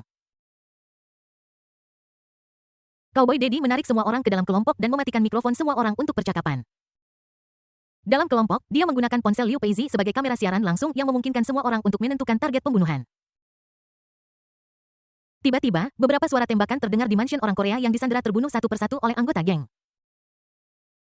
Area kaya Damneven pun tidak aman. Komunitas Beverly mengiklankan bahwa mereka memiliki banyak penjaga keamanan dan petugas penegak hukum. Sekarang beberapa tembakan telah ditembakkan tetapi tidak ada satupun petugas penegak hukum yang terlihat. Apa kau bodoh? Bisakah kau mengerti? Sudah jelas bahwa penjaga keamanan dan gangster berkolusi satu sama lain. Mereka sengaja membiarkan para gangster melakukan pekerjaan mereka. Bisakah kita masih bermain seperti ini? Kepala Departemen Kepolisian Los Santos, Alejandro Inarritu Jassimi Fernando Gonzalez adalah tiran lokal Los Santos. Selama Anda memberinya uang, dia dapat membantu Anda menyelesaikan kasus apapun. Jika tidak bisa diselesaikan, itu berarti Anda tidak punya cukup uang. Sebagai pembunuh dunia maya, semua orang tidak asing dengan apa yang terjadi pada keluarga Jiang. Tapi beberapa orang mengeluh. Di mana targetnya? Kenapa kamu tidak menunjuknya? Betul sekali, ada banyak nyamuk di hutan. Kita harus tinggal di sana untuk waktu yang lama. Kamu tidak bercanda. Setelah beberapa keluhan, lampu merah tiba-tiba menyala. Sesosok tubuh muncul entah dari mana di halaman belakang rumah besar. Sial, dari mana orang ini berasal? Kok dia bisa muncul dalam sekejap mata? Tunggu sebentar sobatnya. Pisau besar tampaknya si pembunuh tampak terdiam setelah mengucapkan dua kata ini. Dan seluruh hutan sunyi senyap. Semua ponsel dapat mendengar teriakan gembira New Laudi. Ya, sepertinya para pembunuh bayaran yang terhormat.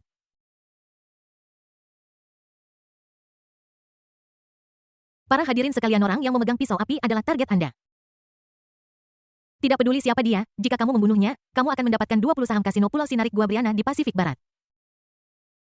Teriakan bersemangat Cowboy Daddy tidak membuat para pembunuh di tempat kejadian menjadi gelisah. Sebaliknya, semua orang di tempat kejadian tercengang, diam, dan sunyi senyap. Hanya ada angin sepoi-sepoi yang bertiup melalui hutan menyebabkan dedaunan berdesil. Pembunuh Jepang, Xia Liu Peizi, tampak pucat dan ketakutan. Dia benar-benar kehilangan keberanian dan semangat yang dia miliki sebelumnya. Sekarang dia ketakutan seperti anak ayam yang baru menetas dari telurnya. Ada butiran keringat di dahinya dan pakaiannya basah oleh keringat. Seluruh orang tampak seolah-olah baru saja ditarik keluar dari air. Pohon tempat dia bersembunyi terus bergoyang dan sebagian besar daunnya telah berguguran. Tubuh Xia Liu Peizi gemetar tak terkendali dan dia hampir mengalami epilepsi. Tidak hanya Xia Liu Peizi, tetapi juga yang lainnya. Terutama untuk para pembunuh yang peringkatnya di luar 300, kondisi mereka tidak jauh lebih baik. Ya, aku ketakutan setengah mati hanya dengan melihat profil orang itu. Beberapa orang sangat memilukan hingga kehilangan kesadaran dan jatuh dari pohon. Beberapa dari mereka bahkan memutar mata dan pingsan. Nomor 1 dalam peringkat pembunuh dunia, Raja para Pembunuh, Malaikat Maut Fajar, yang baru saja menamparkan lebih dari 400 pembunuh di tempat kejadian hingga terdiam. Saat ini, tangannya juga gemetar hebat. Pupil Maut Fajar melebar dan napasnya menjadi tidak teratur. Dia tampak tidak terkendali dan sama sekali tidak terlihat seperti Raja Pembunuh. Alasan mengapa semua orang menjadi begitu sengsara. Karena mereka melihat pria yang seperti dewa kematian, sosok itu, profil itu, rambut terurai itu, postur tinggi itu. Pedang menyala yang sangat mudah dikenali itu adalah tabu di dunia bawah Qin Chuan. Saat ini tidak ada yang berani keras kepala lagi. Beberapa orang mengatakan sebelumnya bahwa siaran langsung itu palsu dan ada tim di belakang Qin Chuan yang mengoperasikannya. Pada saat ini, dia tidak mengatakan apa-apa, wajahnya pucat karena rasa bersalah. Mereka takut dari lubuk hati mereka. Karena selama siaran langsung hari itu, Qin Chuan tidak pernah menunjukkan belas kasihan ketika dia bertindak. Mereka semua terbunuh dengan satu pukulan, tanpa basa-basi. Lawan-lawannya bahkan tidak memiliki kesempatan untuk berlutut dan bersujud untuk mengakui kesalahan mereka. Jika Anda menyinggung perasaannya, Anda pasti akan mati. Kematian seperti ini. Dewa kematian adalah sabit dan Qin Chuan juga seorang algojo tepat ketika semua orang takut untuk bernapas dengan berat di Los Santos. 5 geng besar dan ratusan anggota geng menembaki Qin Chuan pada satu waktu, puluhan ribu peluru jatuh seperti badai. Puluhan ribu peluru ditembakkan, menyebabkan debu beterbangan dan bumi berguncang tepat ketika suasana sedang kacau. Kilatan petir merah muncul di taman petir merah itu, tampak seperti hantu yang bergerak cepat di taman rumah besar. Kemanapun petir merah pergi tidak ada rumput yang tumbuh, darah merah terang menyembur ke langit. Itulah efek dari percikan darah setelah arteri karotis dipotong. Orang biasa tidak dapat melihat dengan jelas dengan mata telanjang mereka apa itu petir merah dan apa yang dilakukannya. Namun 500 pembunuh top dunia di tempat kejadian dapat melihat dengan jelas apa yang terjadi. Qin Chuan terlihat memegang pisau di kedua tangannya, bergerak cepat di antara anggota geng. Dia melewati semua orang seperti capung yang terbang di atas air. Kemanapun dia pergi tidak ada anggota geng di sekitarnya yang selamat, semua orang mati secara berbeda, ada yang dipenggal, ada yang dipotong menjadi dua, dan ada yang dibelah menjadi dua. Luka setiap orang berbeda tetapi hasilnya sama dalam satu kata kematian hanya dalam beberapa menit. Ratusan anggota geng bersenjata semuanya dibunuh oleh Qin Chuan, taman rumah itu dibanjiri darah. Aroma darah yang kuat dan kaya tercium tertiup angin, bahkan 500 pembunuh top dunia yang bersembunyi di kegelapan melihat pemandangan ini. Beberapa orang tidak bisa menahan tawa dan mulai muntah, semua orang mengalami reaksi fisiologis dengan berbagai tingkatan. Aku merinding di sekujur tubuhku, merasakan hawa dingin di tulang belakangku dan merasa pusing, butuh waktu lama bagiku untuk pulih. Ada perbedaan mendasar antara menonton Qin Chuan beraksi di tempat dan menonton siaran langsung melalui layar. Dampak visual dari adegan itu membuat orang merasa seolah-olah mereka telah memasuki neraka abyss, perasaan tidak berdaya yang besar menyelimuti semua orang. Saya sekarang mengerti mengapa Dawn Dead berlutut dengan begitu tegas dan tenang hari itu. Jika saya ada di sana, saya mungkin akan berlutut lebih cepat darinya.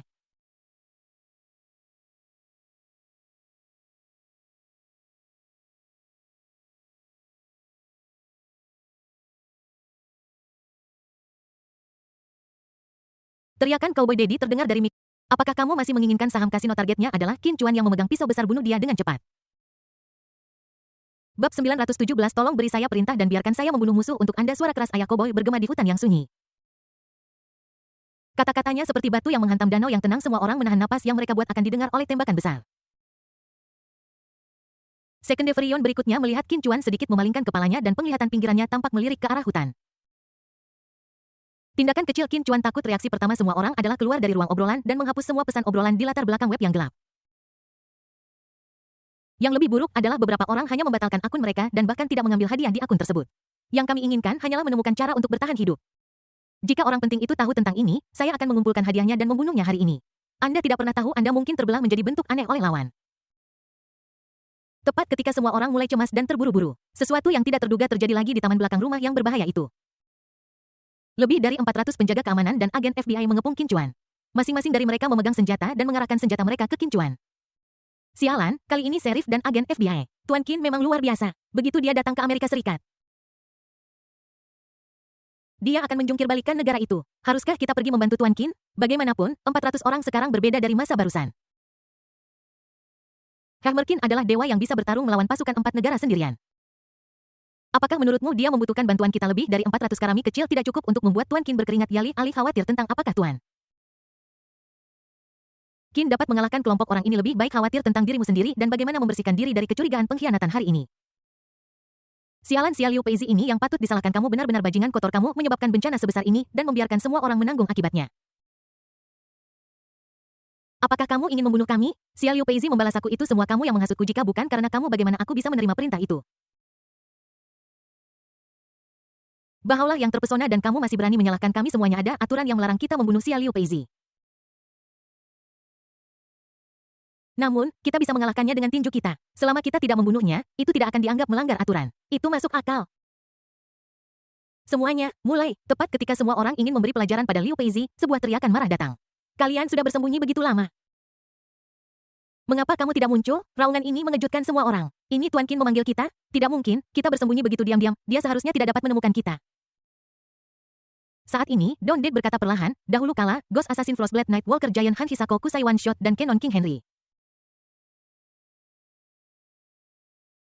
Mereka semua mengira mereka bersembunyi dengan baik, namun pada akhirnya kata-kata Dewa Kematian Fajar membuat semua orang mengingat kembali masa mengerikan itu. Di kerajaan Swaziland, Qin Chuan pernah membunuh seorang ahli penembak jitu Voldemort yang berjarak 1.500 meter darinya dan seorang ninja Jepang yang berjarak 700 meter dari dia dengan satu tembakan masing-masing. Sekarang lokasi di mana dia dan yang lainnya berada hanya berjarak 200 meter dari Qin Chuan. Ini tidak berbeda dengan melepas celanamu dan berlari telanjang di depannya. Tiba-tiba niat membunuh yang sangat kuat dan menindas muncul.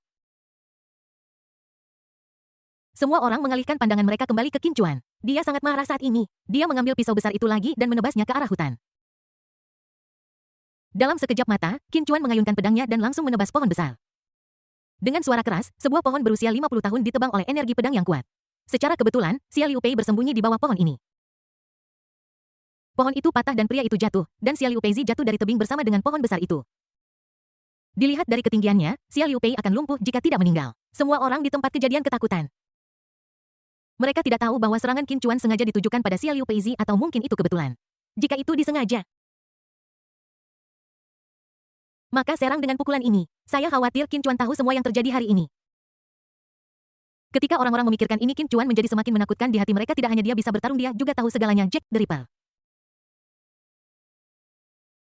menduduki peringkat ke-51 di antara para pembunuh paling kuat di dunia dengan gesit melompat dari satu pohon ke pohon lain. Pemburu malam menduduki peringkat ke-68 di antara para pembunuh berlari menuju villa. Tindakan keduanya mengejutkan yang lain. Kemudian mereka mengikuti keduanya dan menuju villa di Taman Villa Jiang. Gonzales dan John pada awalnya terkejut ketika mereka melihat Qin Chuan menebas udara, kemudian dia tertawa terbahak-bahak. Apakah kamu begitu takut sehingga kamu memotong ke arah yang salah? Nak, aku akan memberimu satu kesempatan terakhir, berikan aku videonya. Aku akan membiarkan mereka membunuhmu, kalau tidak kau akan berada di penjara di Los Santos, dan aku akan membuatmu berharap kau sudah mati.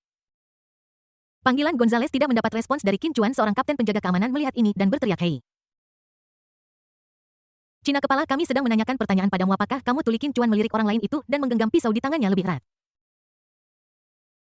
Melihat ini, pemimpin pasukan segera mengangkat moncong senjatanya 1 inci. "Sial, apa sikapmu? Apakah kamu mencari kematian?" "Ketua, jika kamu mengatakan sesuatu, aku akan menembak dan membunuh orang Cina sialan ini." Ketika penjaga keamanan lain melihat ini, mereka berseru, "Wow. Anak ini benar-benar pandai berpura-pura." Dia mulai mengambil pujian untuk dirinya sendiri. Para penjaga keamanan mengangkat senjata mereka dan berteriak, "Ketua, jika Anda mengatakan sesuatu, saya akan segera menembak dan membunuh orang Cina sialan ini." Gonzales tertawa dan berkata, "Sanda sangat agresif. Patahkan anggota tubuhnya dan bawakan ponselnya kepadaku." Ketika Kapten Sanders menerima perintah itu, sudut mulutnya naik kegirangan orang Cina. Bahkan jika Yesus Kristus datang hari ini, dia akan Kapten Sanders tidak menyelesaikan kata-katanya. Terdengar suara keras, sebuah peluru mengenai kepalanya. Setengah dari kepala terpapar, kemudian datang Darth Flying Swords Crossbow Stone Sticks. Doxitet no materi. Apakah mereka bisa digunakan sebagai senjata tersembunyi atau tidak? Semuanya dilemparkan ke Sanders semula satu. Tubuh kuat setinggi 85 meter dihancurkan menjadi tumpukan pasta daging dalam sekejap. Adegan ini mengejutkan semua penjaga keamanan dan agen FBI di tempat kejadian. Kemudian, seseorang muncul dari antah berantah. Pihak lain itu datang, berlutut dengan satu kaki di depan Qin Chuan, menggenggam kedua tangannya, dan berbicara dengan hormat. "Ji Feng Zuiming memberi hormat kepada Anda, Tuan. Pencuri ini menghina Anda. Saya telah mengeksekusinya di tempat. Adapun yang lain, tolong beri saya perintah, Tuan, dan saya akan membersihkan sampah ini untuk Anda." Sama seperti Ji Feng Zuiming selesai berbicara, dua orang lagi muncul. Sama halnya, keduanya berlutut dengan satu kaki, menggenggam tangan mereka bersama-sama. Dan berbicara dengan hormat. "Saya menyampaikan hormat saya kepada Anda, Tuan, dengan tangan kejam saya. Mohon maafkan saya karena terlambat." Kelompok orang ini tidak menghormati Anda, Tuan. Mohon berikan saya perintah untuk membunuh para pencuri untuk Anda. Shadow Blade Woking menyapa Anda, Tuan. Saya baru saja mengetahui bahwa Anda ada di sini jadi saya datang untuk memberi hormat. Sekarang saya melihat bahwa para pencuri ini sangat kasar. Tolong beri saya perintah, Tuan, dan saya akan mempersembahkan kepala para pencuri kepada Anda. Bab 918 Pemberontakan Kolektif Terhadap Tiangang. Long Aotian menyapa Anda, Tuan. Palemongan menyapa Anda, Tuan. Blood Moon Ghost Blade menyapa Anda, Tuan.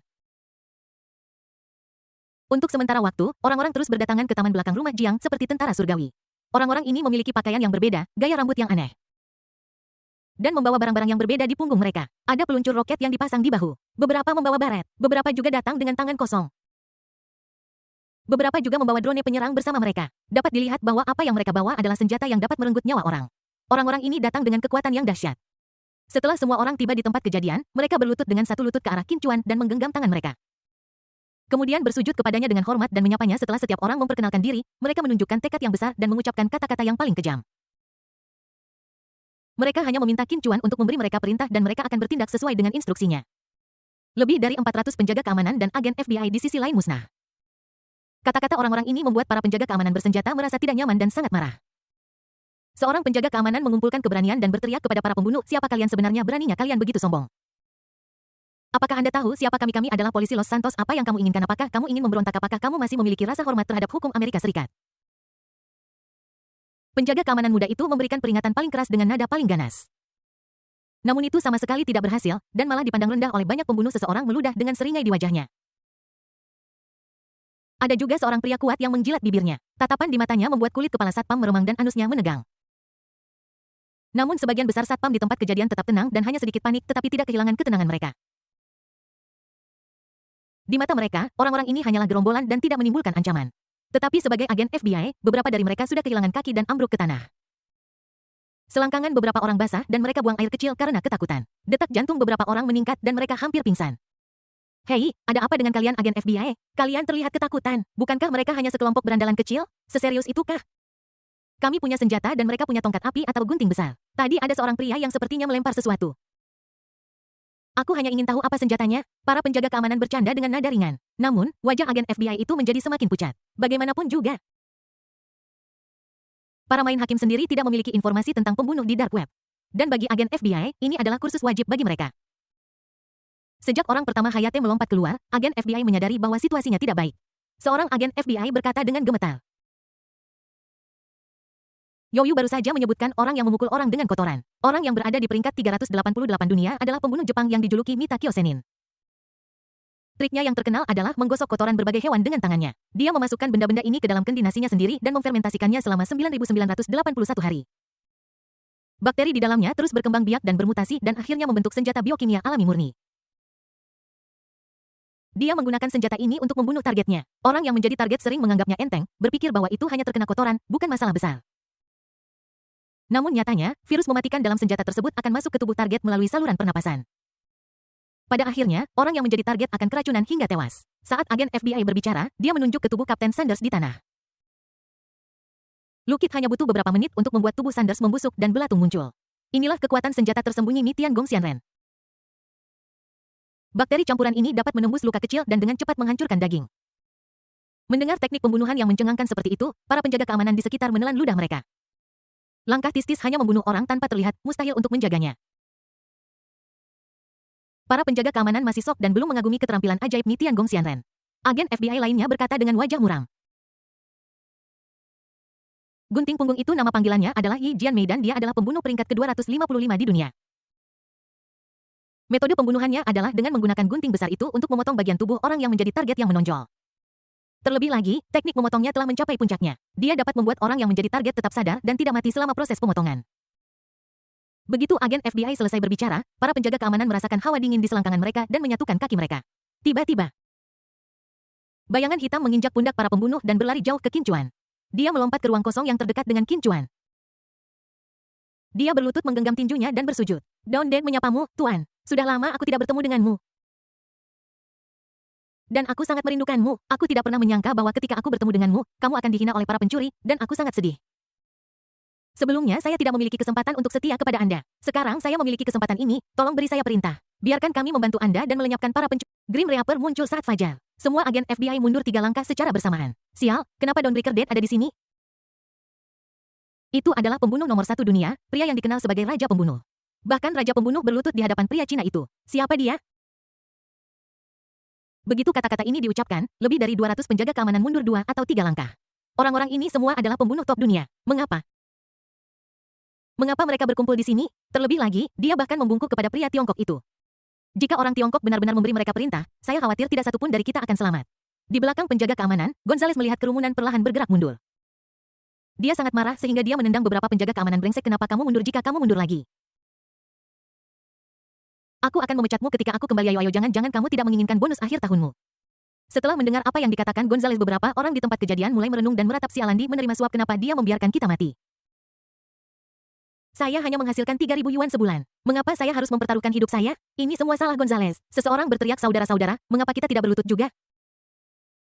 Masuk akal, berlutut bisa menyelamatkan hidupmu. Seorang penjaga keamanan dengan mata dan tangan yang cepat segera berlutut. Mengatupkan tangannya dan berteriak kepada Qin Chuan di kerumunan, Tuan, saya Graya, penjaga keamanan kelas 1 di Los Santos. Hari ini saya ditipu oleh kepala yang berhati hitam dan hampir mencelakakanmu. Mohon maafkan saya, Tuan Qin. Tuan, saya Gaya, seorang penjaga keamanan tingkat 2 di Los Santos. Gonzales telah melakukan begitu banyak hal buruk dan baru saja mengancam akan membunuh kami. Tuan, Anda ada di sini hari ini, tolong berikan kami keadilan. Tuan, saya Gausa, seorang penjaga keamanan tingkat 3 di Los Santos. Gonzales tidur dengan istri saya. Tolong bantu saya. Pak. Bab 919 Royal Manor. Beraninya kau menerobos untuk sesaat. Semua satpam berlutut di depan Qin Chuan. Semua orang mengatakan bahwa hidup itu sulit, bahwa bos mereka menindas mereka, dan bahwa hidup itu tanpa harapan. Hari ini saya akhirnya bertemu dengan hakim dan saya memohon padanya untuk membuat keputusan bagi mereka. Adegan kontra Tiangang ini menginfeksi semua agen FBI di tempat kejadian. Dibandingkan dengan penjaga keamanan, tingkat budaya dan politik mereka secara keseluruhan lebih tinggi. Orang-orang ini tidak langsung berlutut tetapi pertama-tama memborgol para pelaku John dan Gonzales dan kemudian menyerahkan mereka kepada Qin Chuan. Untuk mencegah mereka berteriak, seseorang menggali senjata tersembunyi unik milik Mi Tiangong abadi dari tubuh Sanders dan memasukkannya ke mulut kedua pria itu. Gonzales memutar matanya dan pingsan di tempat. Mata John merah seolah-olah terinfeksi jamur. Itu menakutkan.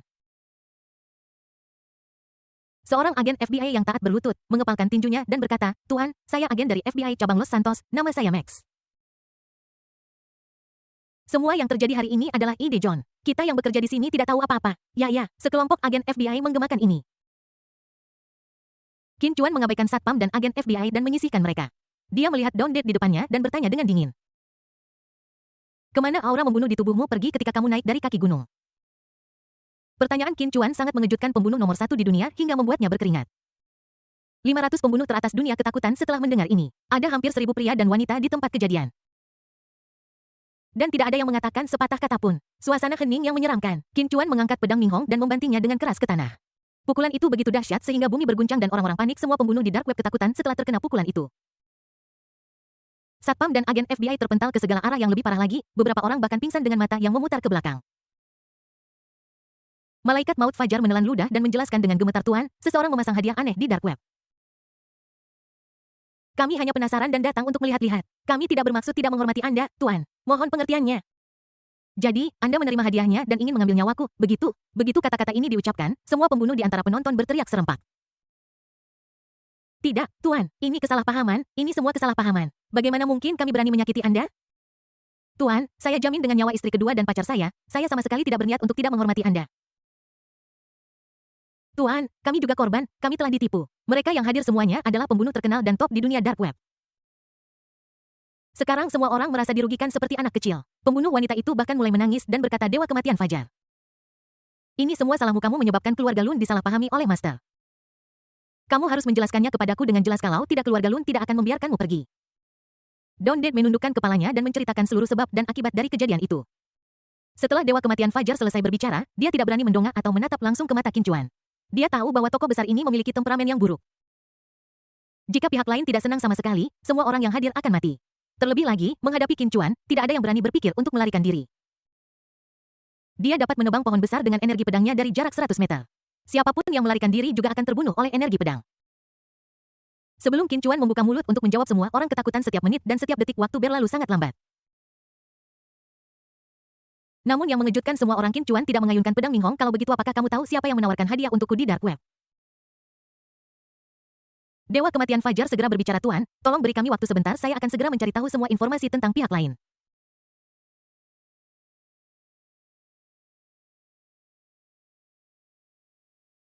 Qin Chuan mengangguk setuju bahwa kematian Fajar segera menelepon Zoro. Dipone Zoro tidak mau bekerja sama dan mengatakan kami di web gelap mencari nafkah dari keamanan informasi. Anda meminta saya untuk menyerahkan informasi identitas klien saya sekarang yang benar-benar mustahil Anda menghancurkan reputasi saya. Dawnbreaker, meskipun sekarang kamu adalah pembunuh nomor 1 di dunia. Kamu tidak boleh terlalu arogan kamu menggunakan statusmu sebagai pembunuh nomor 1 di dunia untuk menekanku. Lagi pula, aku adalah pendiri web gelap ini, dan kamu harus menghormatiku. The Dawn Dead berkata perlahan. Zoro, tahukah kamu betapa seriusnya kejadian ini? Orang yang menawarkan hadiah tidak lain adalah Tuan Qin sendiri. Dengarkan baik-baik, itu dia bukan teman.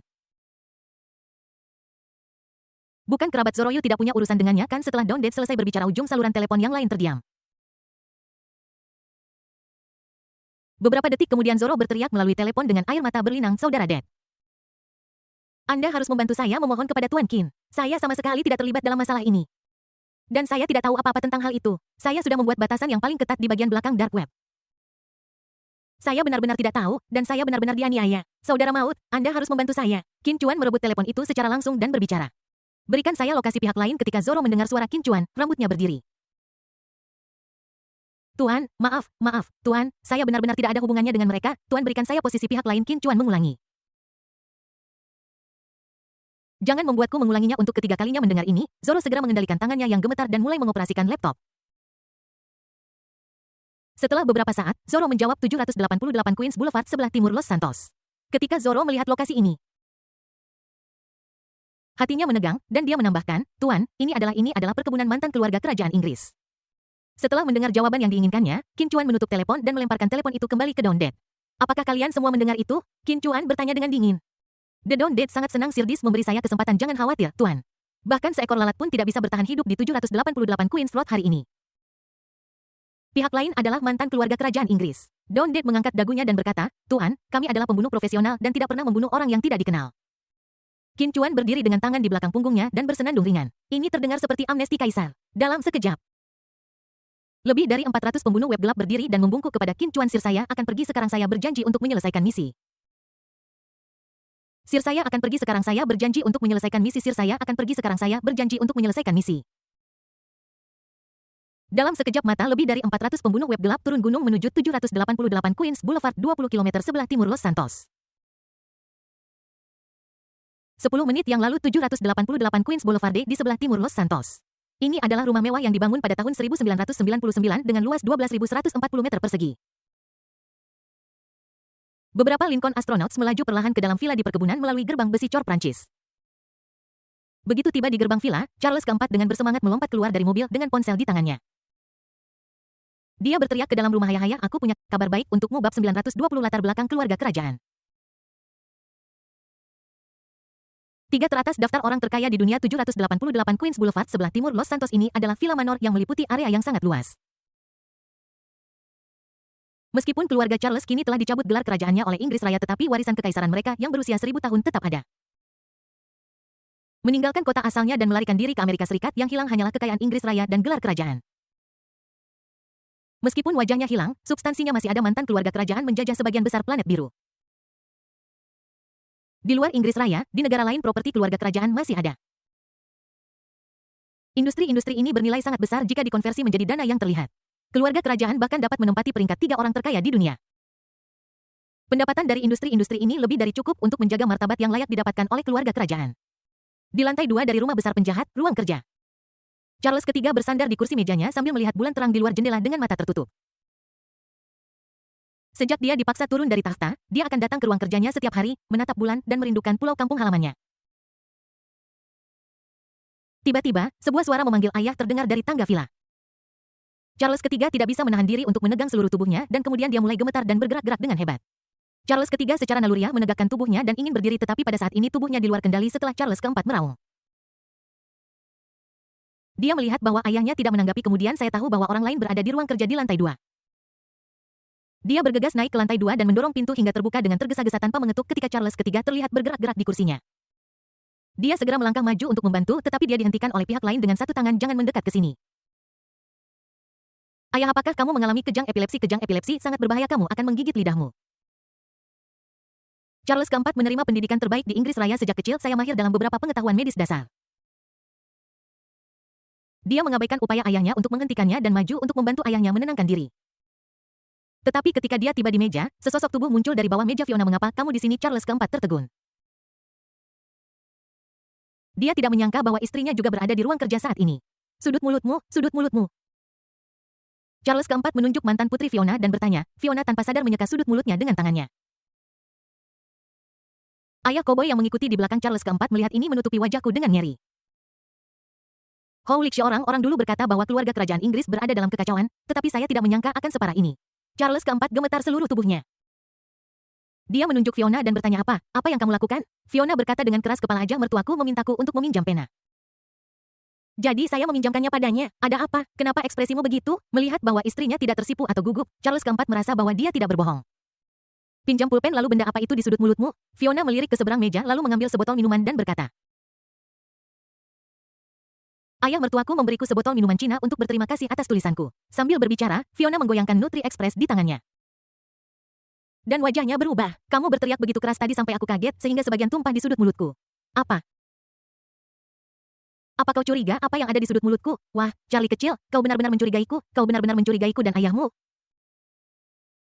Charlie kecil, bagaimana bisa pikiranmu begitu kotor dan menjijikkan? Fiona bertanya dengan mata terbelalak. Ayah koboi itu mundur 2 langkah tanpa suara. Aku hanya berseru dalam hatiku, sungguh pria yang hebat. Aku tidak mengharapkan adegan pembunuhan ayah terjadi dalam waktu dekat, jadi sebaiknya aku menjauh dari sana.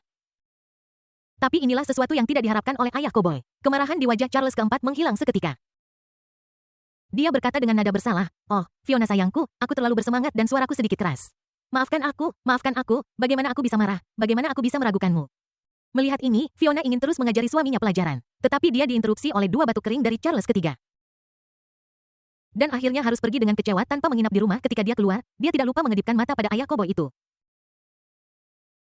Ini membuat ayah koboi merinding. Sial, kata Charles keempat dengan rasa terima kasih ayah, terima kasih, kalau tidak Fiona akan membuat masalah denganku sepanjang malam. Melihat putranya yang tidak berguna, Charles ketiga sangat marah, tapi untungnya begini otak putraku tidak berfungsi dengan baik sehingga dia bisa hidup lebih cepat. Charles ketiga mendengus dingin dan berkata, jika kamu bahkan tidak bisa menjaga seorang putri, bagaimana kamu akan mewarisi semua bisnis dan hak keluarga Charles di masa depan? Yang mulia benar, ketika Charles keempat melihat ayahnya hendak berdiri, dia bergegas maju untuk mendukungnya. Hei ayah, mengapa celanamu jatuh? Jepret. Charles ketiga menamparnya secara langsung. Itu semua gara-gara kamu. Lihat dirimu sendiri, semua celana yang kamu beli untukku ukurannya salah. Charles keempat berulang kali meminta maaf. Maafkan aku ayah, maaf. Charles ketiga menarik celananya dan berkata, sudahlah omong-omong, kabar baik apa yang kamu katakan barusan? Charles keempat mengeluarkan ponselnya secara misterius dan berkata, ayah, tebak siapa yang kutemui di Beverly Hills hari ini? Charles ketiga berkata dengan mata berbinar, Gal Gadot, Scarlett Johansson, Taylor Swift. Charles keempat menggelengkan kepalanya, bukan, ini seorang pria. Charles ketiga menunjukkan sedikit kemarahan di wajahnya, berbalik untuk mengambil gelas air, dan berkata dengan dingin. Ayah tidak suka ini, ayah, ini kincuan. Celang, gelas air di tangan Charles ketiga jatuh ke tanah. Apa yang kamu katakan? Siapa? Kincuan, dialah yang menyebabkan keluarga kami melarikan diri ke luar negeri dan kehilangan status kerajaan kami. Dia muncul di Los Santos hari ini. Charles keempat gemetar seluruh tubuhnya dan matanya berubah menjadi merah padam. Setiap kali dia mendengar kedua kata ini, napasnya menjadi cepat dan tekanan darahnya mulai naik. Charles keempat berkata pada awal tahun Kincuan terpaksa menjual semua saham grup Sansin dengan harga murah. Membuktikan bahwa dia telah tunduk kepada Amerika Serikat. Sekarang utang dalam negeri Amerika Serikat telah mencapai tingkat yang membuat kulit kepala orang mati rasa. Dia datang ke sini kali ini mungkin karena Amerika memintanya untuk membayar uang untuk menyelesaikan utang dalam negeri bank. Charles ketiga membanting meja dan berkata dengan marah, sialan, orang Amerika mereka hanya peduli tentang uang keluarga, kerajaan kita sedang mengalami masa-masa sulit. Dan mereka benar-benar ingin bekerja sama dengan musuh kita, mereka hanyalah bajingan. Charles keempat tersenyum tipis dan berkata, ayah, orang Amerika tidak dapat diandalkan, kita akan membalas dendam. Charles ketiga tertegun, apa maksudmu ayah?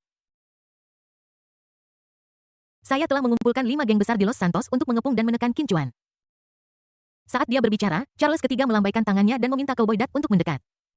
Pihak lain menghampiri ayah dan anak itu dengan telepon seluler di tangannya dan mengangguk. Kemudian ayah Cowboy mengeluarkan telepon selulernya dan membuka kunci layar. Layar di telepon menunjukkan dia sedang melakukan panggilan video dengan pemimpin geng Serigala Darah. Setelah telepon dibuka, suara tembakan terus keluar. Cowboy ayah dengan bangga berkata, yang mulia, tolong lihat, saya telah secara khusus memanggil 5 geng besar di Los Santos. Dan mereka mengepung Kincuan. Anda dapat melihat di gambar bahwa Kincuan akan ditembak mati oleh orang-orang dari 5 geng besar. Bab 921 panggilan telepon misterius, rencana cadangan kartu truf terakhir. Segera setelah ayah Cowboy selesai berbicara, mereka bertiga melihat ke layar.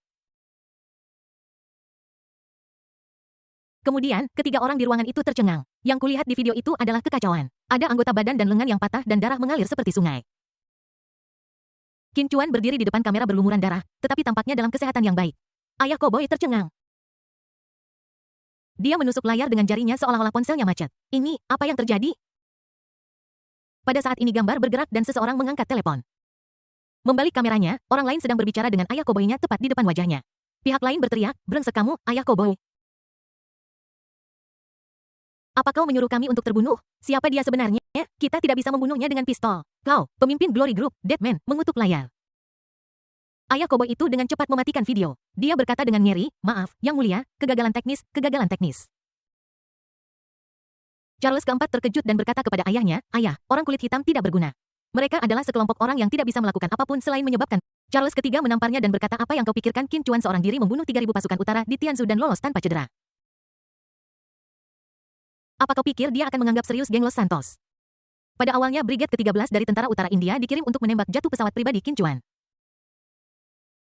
Akibatnya, Qin Chuan membantai seluruh Brigade ke-13 Tentara Utara dan tidak seorang pun dari lebih dari 3.000 orang yang selamat. Charles ketiga masih mengingat berita ini dengan jelas. Satu orang menghancurkan 3.000 tentara India dari utara. Ayah koboi itu benar-benar tercengang. Dia menatap Charles keempat untuk meminta konfirmasi. Ekspresi orang lain mengonfirmasi fakta ini. Ini membuat ayah koboi itu menangis tanpa air mata sialan Charlie kecil, dia benar-benar melakukan banyak kerugian pada orang-orang. Jika Anda memberitahu saya sebelumnya bahwa dia memiliki kemampuan ini, saya akan berlutut dan mengakuinya sebagai ayah saya. Salah apa saya hingga begini? Yang mulia, apa yang harus saya lakukan? Charles keempat berkata dengan tenang, jangan panik, kita masih memiliki keuntungan. Ayah aku telah menyuap Departemen Sheriff Los Santos dan FBI Los Santos untuk menangani akibatnya. Dengan mereka saya yakin Qin Chuan tidak akan bisa melarikan diri. Charles ketiga tidak bisa lagi duduk diam, dia berteriak dengan keras. Apa kau menyuap Departemen Sheriff Los Santos dan FBI Los Santos untuk melakukannya untukmu hal sebesar ini? Kenapa kau tidak memberitahuku sebelumnya? Charles keempat berkata dengan sungguh-sungguh, ayah, aku bukan lagi anak kecil, umurku hampir 50 tahun. Sekarang aku juga bisa berdiri sendiri. Setelah hari ini, musuh kita akan hancur berkeping-keping. Kau bajingan. Jika anggota geng itu mati, mereka mati. Mengapa kau melibatkan Departemen Sheriff Los Santos dan FBI? Kau mengirim mereka ke kematian. Charles keempat berkata dengan sinis. Father Qin Chuan berani membunuh anggota geng, tetapi dia tidak akan pernah berani membunuh orang dari Departemen Sheriff Los Santos dan FBI. Di depan Departemen Sheriff dan FBI, dia hanya bisa menyerah.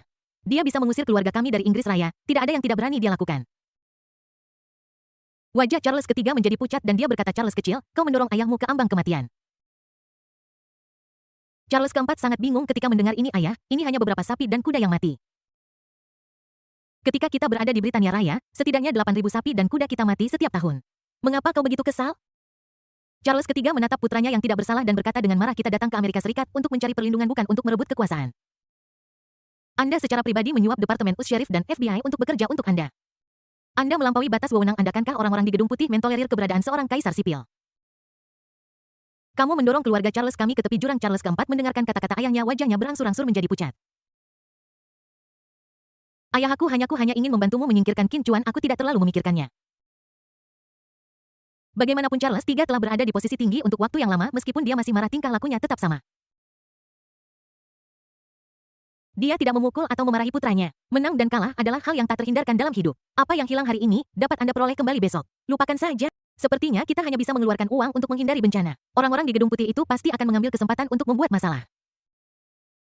Mari bersiap untuk menggunakan saham kasino Pulau Guabrian Sinarik di Pasifik Barat untuk meredakan badai ini.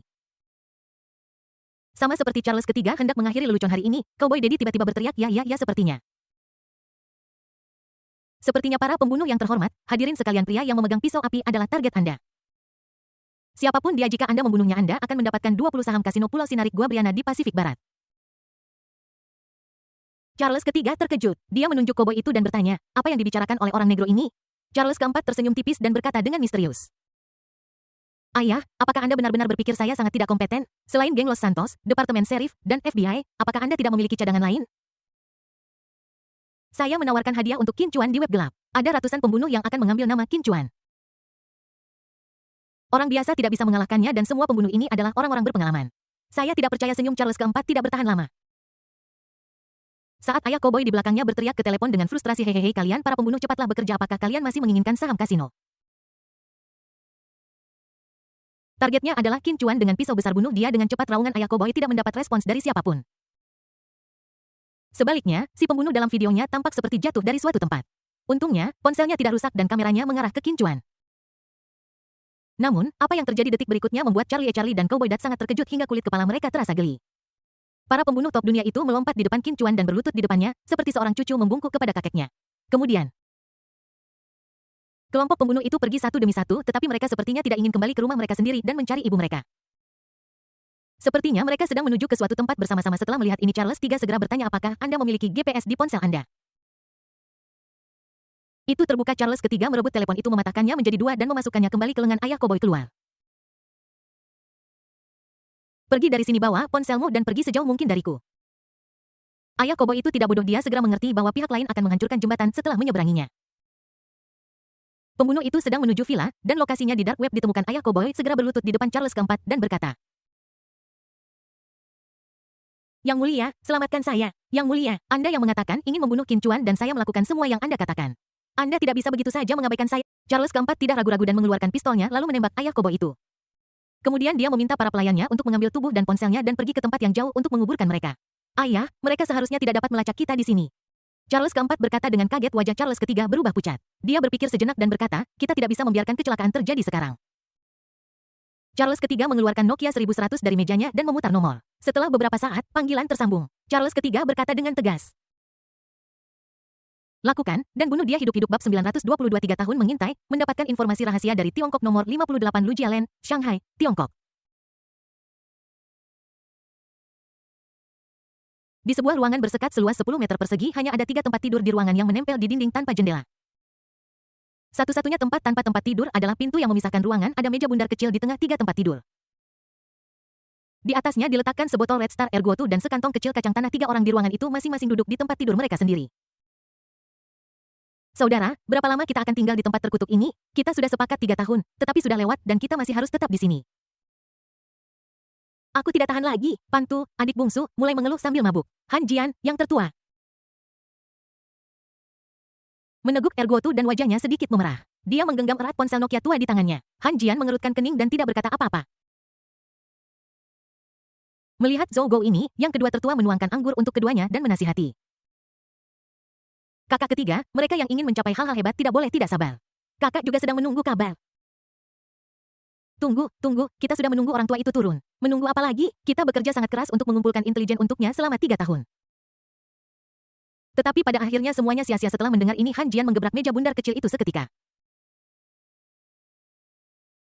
Meja bundar kecil itu digulingkan olehnya kacang dan Red Star Ergotu di atas meja, semuanya jatuh ke tanah. Kakak ketiga, hormatlah dengan mulut mulia, adalah Raja Suci Britania Raya. Anda harus memanggilnya Yang Mulia. Pantu kemudian berkata dengan marah. Dia bukan raja sekarang. Dia telah ditendang keluar dari negaranya sendiri. Selama dia pernah menjadi raja, dia akan menjadi raja sepanjang hidupnya. Han Jian berdiri dan menatap Pantu dengan mata terbelalak. Tatapan matanya seolah ingin mencekik saudara angkatnya ini sampai mati. Karena pihak lain menyentuh sisik terbaliknya. Bung bung bung. Saat ini, seseorang mengetuk pintu.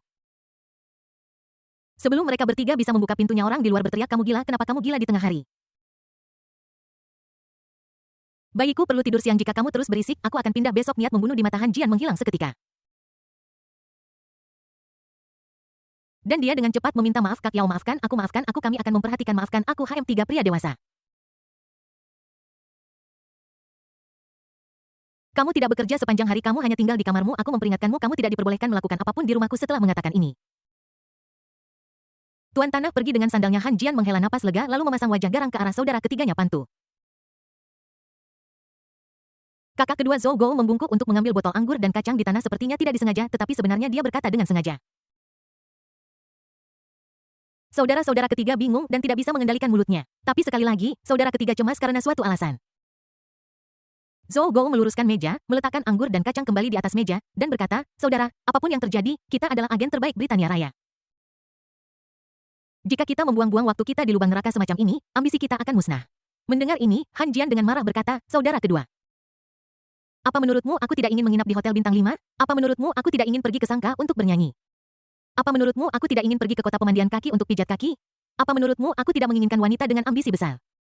Tetapi identitas kita tidak memungkinkan kita untuk keluar dan menunjukkan wajah kita. Kita harus tetap rendah hati. Saudara ketiga, Pantu, menyesap anggur dan bertanya dengan patuh, Yang Mulia sudah lama tidak memberi kita perintah. Mungkin dia sudah melupakan kita. Si bos, Han Jian, masih memasang ekspresi jelek di wajahnya. Bagaimana mungkin Yang Mulia melupakan kita? Jangan lupa bahwa kita adalah anggota tulang punggung dari grup intelijen kerajaan di bawah kepemimpinan langsung Yang Mulia. Kami adalah elit di antara para elit, bahkan jika Yang Mulia meninggalkan MI6 Inggris, dia tidak akan meninggalkan kami. Berbicara tentang identitasnya, Han Jian bangga. Saya telah diakui sebagai petugas intelijen terbaik selama 3 tahun berturut-turut. Selain itu saya telah mengumpulkan foto latihan tentara Tiongkok pada bulan September tahun ini dan jumlah tentara baru. Informasi ini adalah yang paling dihargai oleh Yang Mulia dan dia pasti akan menanyakan tentang masalah ini. Saat itu, ponsel bos Han Jian berdering. Ketika dia melihat pemberitahuan panggilan, dia melihat itu dari nomor luar negeri. Mata Han Jian langsung berkaca-kaca. Itu Yang Mulia. Itu Yang Mulia. Dia menegakkan punggungnya, berdiri dengan sungguh-sungguh, mengangkat telepon, dan menjawab panggilan itu. Dari ujung telepon terdengar suara serius. Charles III lakukan dan bunuh dia hidup-hidup setelah mengucapkan 5 kata. Pihak lain menutup telepon. Saudara kedua dan ketiga buru-buru bertanya, kakak, apa yang Mulia katakan? Han Jian menyeka air matanya dan berkata, saudara kedua, saudara ketiga, Yang Mulia meminta kita untuk melaksanakan rencana B. Rencana B, kakak, apa itu rencana B? Zhou Gou dan Pantu sama-sama tercengang. Han Jian membungkuk mengeluarkan koper dari bawah tempat tidur dan menjelaskan. Rencana B adalah rencana yang hanya diketahui oleh kapten kecuali ketika misi akan dilaksanakan. Saya tidak diizinkan mengungkapkan apapun tentang rencana B kepada Anda. Sekarang Yang Mulia telah secara pribadi memerintahkan pelaksanaan rencana B, jadi saya dapat memberitahu Anda tentang rencana itu. Dia hendak melanjutkan berbicara. Dari sudut mataku, aku melihat sekilas panel dinding tipis di dalam rumah. Han Jian segera berhenti menjelaskan, menyipitkan matanya. Dan berbisik, ini bukan tempat untuk berbicara, mari kita keluar dan berbicara. Zhou Gou dan Pantu sama-sama mengacungkan jempol pada penampilan tenang kakak mereka. Ketiganya berpakaian rapi, dan Han Jian membawa sebuah koper siap untuk pergi. Saat pergi, Han Jian melihat ruangan bersekat yang sempit. Seolah-olah dia sedang melihat 3 tahun masa mudanya. Han Jian dipenuhi dengan emosi. Dia mengambil gelas anggur dan berkata, kakak kedua. Kakak ketiga, setelah hari ini kita tidak perlu kembali ke sini lagi. Minumlah cangkir ini bersamaku untuk memperingati masa muda yang hilang saat kita bersembunyi. Hidup Yang Mulia. Zhou Gou dan Pantu mengangkat gelas mereka bersama-sama dan berteriak serempak hidup Yang Mulia. Keluar dari kamar yang dipartisi dan berjalan di gang. Zhou Gou dengan cepat bertanya, bos, bisakah Anda memberitahu saya apa rencana B sekarang? Han Jian melihat sekeliling dan melihat bahwa tidak ada seorang pun di sekitar. Dia berbisik, rencana B Yang Mulia adalah agar kita menculik ketua Sen Group. Zhou Gou tertegun, menculik ketua Sen Group. Tapi bagaimana bisa orang ini diculik begitu saja? Ketua kelompok Pantu menamparkan pahanya dan berkata, ya, ketua kelompok besar pasti punya banyak pengawal. Jika di tempat lain, kami tidak akan takut. Sayang sekali pemeriksaan keamanan di Tiongkok terlalu ketat dan kami tidak dapat membawa senjata kami. Han Jian berkata, karena itu, kita hanya bisa menggunakan akal kita untuk mengalahkannya. Tidak bertindak gegabah, aku sudah diam-diam mengikutinya sejak lama dan sudah mengetahui rutinitas hariannya. Menguntit. Menurutmu apa yang sudah kulakukan selama beberapa bulan terakhir ini, pergi pagi dan pulang larut setiap hari? Zhou Gou dan Pantu saling memandang dan tersenyum canggung. Kami pikir Anda sedang berkencan. Brengsek. Yang Mulia Raja sekarang dalam pengasingan di luar negeri dan hidupnya sulit. Bagaimana bisa kami sebagai menteri yang baik menyerahkan diri pada urusan cinta anak-anak saat ini? Zhou Gou dan Pantu sangat malu dengan apa yang dikatakan bos sehingga mereka menundukkan kepala. Han Jian berkata, bab 923 direktur sudah terlambat.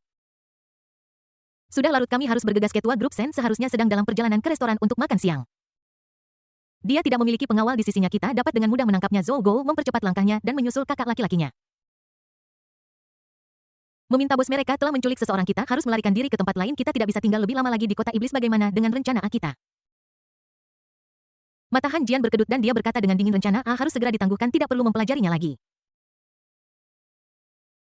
Berhenti, tetapi itu adalah rahasia tentara Cina. Han Jian mencibir latihan tahunan tentara Cina persis sama, tidak ada yang baru. Saudara ketiga, Pantu, menggemakan yes-yes saat ada masalah besar dengan sumber pasukan mereka. Saya menemukan bahwa wajah-wajah dalam latihan setiap tahun selalu sekelompok anak-anak muda. Hanya ada satu veteran yang memimpin pelatihan. Dengan kekuatan seperti itu, mereka harus dilatih secara diam-diam di sekolah setiap tahun. Pasukan seperti itu tidak perlu ditakuti sama sekali. Mengapa membuang waktu untuk mengumpulkan informasi tentang mereka? Karena kakak tertua dan saudara ketiga telah menyampaikan pendapat mereka dengan cara ini. Zhou Gote, saudara kedua, tidak punya apa-apa untuk dikatakan. Mereka bertiga sampai di sudut gang yang dalam. Kakak tertua Han Jian mengangkat penutup mobil yang berdebu menampakkan Sylvie baru. Han Jian melemparkan kunci mobil ke saudara ketiga. Pantu, saudara ketiga, kau menyetil.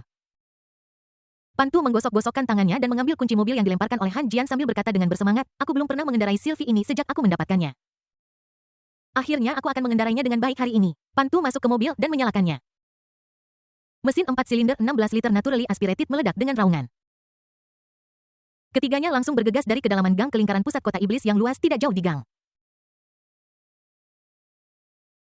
Nyonya pemilik rumah Yao melihat ketiga orang itu pergi, dia berbisik ke teleponnya, lapor ke Direktur Xie.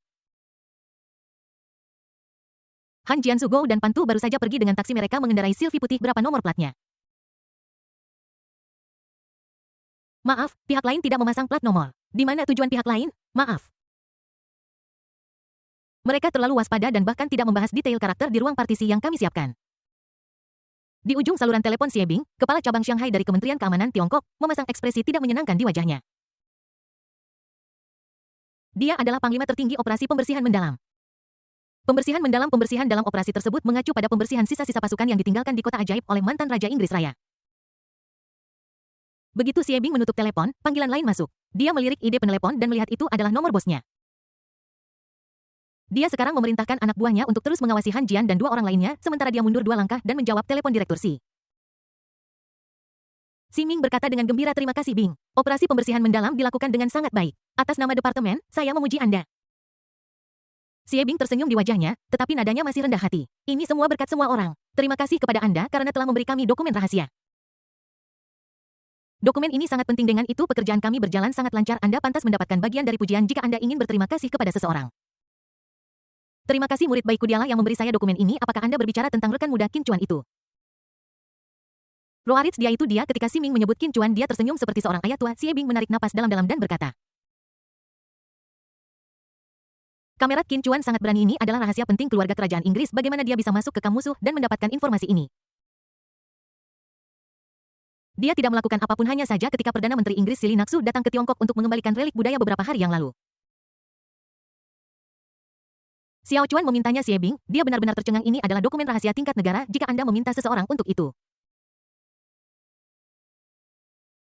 Apakah mereka akan memberikannya kepadamu? Xi Ming mengubah topik pembicaraan dan bertanya dengan nada serius, Xie Bing, saya melihat bahwa operasi pembersihan mendalam Anda telah berakhir. Dan hanya 3 orang yang tersisa untuk ditangkap. Apakah Anda mengalami kesulitan? Xie Bing mengerutkan kening dan menjawab. Direktur Xia telah penyelidikan dan pengumpulan bukti berulang kami. Kami menemukan bahwa Han Jian, Zhou Gou, dan Pan Tu adalah 3 mata-mata yang terbaik dalam menyembunyikan diri. Yang lainnya dicurigai melakukan kejahatan dengan tingkat yang lebih besar atau lebih kecil, dan saya memiliki alasan yang sah untuk menahan dan menginterogasi mereka. Namun, untuk ketiga orang ini, kami saat ini tidak memiliki bukti kejahatan mereka. Xi Ming sedang melihat informasi tentang Han Jian. Zhou Gou dan Pan Tu di ujung telepon melihat bahwa ketiganya telah mengintai di kota ajaib selama 3 tahun. Dia bertanya apakah ketiganya tidak melakukan mata-mata selama 3 tahun terakhir. Xie Bing menggaruk kepalanya dan berkata, ya, ketiganya jarang keluar. Tinggal di kamar sekat seluas 10 meter persegi di sebuah gang di Shanghai. Dalam 3 tahun terakhir mereka belum pernah keluar ke jalan. Mereka juga tidak memiliki kegiatan hiburan apapun. Dapat dikatakan bahwa mereka bahkan tidak pernah menerobos lampu merah. Xi Ming bertanya dengan tidak percaya. Tidak ada kelainan selama 3 tahun? Kalau mau bicara soal kelainan, ada beberapa. Setiap musim gugur saat sekolah dimulai, mereka pergi untuk merekam pelatihan militer mahasiswa baru. Tapi merekam pelatihan militer siswa tidak melanggar hukum. Jadi kita hanya bisa mengawasinya untuk saat ini. Xi Ming sedikit bingung, pelatihan militer siswa perfilman mengapa? Xie Bing juga benar-benar bingung dan dia menebak, kurasa itu mungkin semacam fetish. Xi Mingzi menggelengkan kepalanya dan berkata, ketiganya seharusnya masih dalam tidur. Mereka hanya akan bertindak jika mereka menerima perintah khusus. Apakah mereka menerima perintah baru-baru ini? Pada titik ini Xie Bing dengan cepat menjawab, ya, baru saja, mereka bertiga menerima telepon dari Amerika Serikat. Setelah menerima telepon, mereka bergegas keluar dari rumah kontrakan. Apa yang kamu katakan di telepon? Tidak jelas saat ini, hanya rencana B yang disebutkan. Rencana B? Xi Ming mengerutkan kening dan melanjutkan, ketiga orang ini adalah bidak terakhir dari keluarga kerajaan Inggris. Mereka telah bersembunyi selama 3 tahun sebelum bangun. Rencana B mereka pasti sesuatu yang penting. Xi Ming ragu sejenak dan bertanya, ke arah mana mereka menuju sekarang? Xie Bing melihat ke layar lebar di depannya. Saat ini layar lebar menampilkan gambar real-time yang diambil oleh Departemen Keamanan menggunakan drone. Xie Bing menjawab, Xi Ming Dao pergi ke zona keuangan dan perdagangan. Zona keuangan dan perdagangan, reaksi pertama Xi Ming adalah gedung Grup Sen. Mereka akan pergi ke gedung Grup Sen. Gedung Grup Sen. Ya, sebelum Xiao Chuan pergi ke luar negeri, dia memberitahuku bahwa keluarganya di Shanghai mungkin menjadi sasaran orang jahat saat dia pergi. Jadi, dia meminta perlindungan dari tim naga perang. Ximing juga sangat terkejut ketika dia mengatakan ini. Sungguh menakjubkan bahwa murid baikku dapat memprediksi masa depan sedemikian rupa. Tapi dia juga merasa bahwa semua ini tampak terlalu kebetulan. Ketika Qin Chuan pergi ke luar negeri, keluarganya segera menjadi sasaran orang jahat dan mereka juga memprediksi-prediksi pihak lain. Cepat tangkap ketiga orang ini dulu, jangan biarkan mereka menyakiti keluarga Xiao Chuan. Ximing berteriak kepada Xie Bing. Xie Bing terkejut ketika mendengar ini.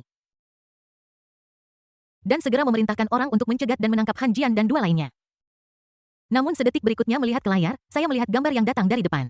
Xie Bing membuka mulutnya sedikit dan berkata dalam keadaan linglung. Direktur, sudah terlambat. Bab 924 saya orang asing. Apakah ini sikap pelayanan orang-orang China? China, bagian tengah kota ajaib. Sebuah silvi putih melaju di sepanjang jalan dengan batas kecepatan 40. Han Jian mengeluarkan sebotol ramuan, selembar kain, dan seutas tali dari kotak. Dia menyerahkan tubuhnya kepada saudara kedua, Zhou Gou. Saudara kedua, saya akan bertanggung jawab untuk menjatuhkan orang itu. Dan kamu akan bertanggung jawab untuk mengikatnya. Zhou Gou mengambil tali itu dan menariknya untuk menguji ketangguhannya. Oke, kakak, saya sudah lama tidak berkelahi. Saya ingin tahu apakah teknik yang saya pelajari di Akademi Dinas Rahasia sudah berkarat sekarang. Han Jian menarik napas dalam-dalam dan berkata dengan tenang, kakak kedua, kakak ketiga, setelah misi ini kita akan meninggalkan China. Saya akan bertanggung jawab membawa para sandera ke Amerika Serikat untuk dipersembahkan kepada Yang Mulia Raja. Dan kamu bisa kembali ke Inggris Raya. Saya akan meminta Raja untuk mengatur pekerjaan dengan bayaran tinggi dan santai untuk Anda untuk memastikan bahwa Anda tidak akan khawatir tentang makanan dan pakaian selama sisa hidup Anda.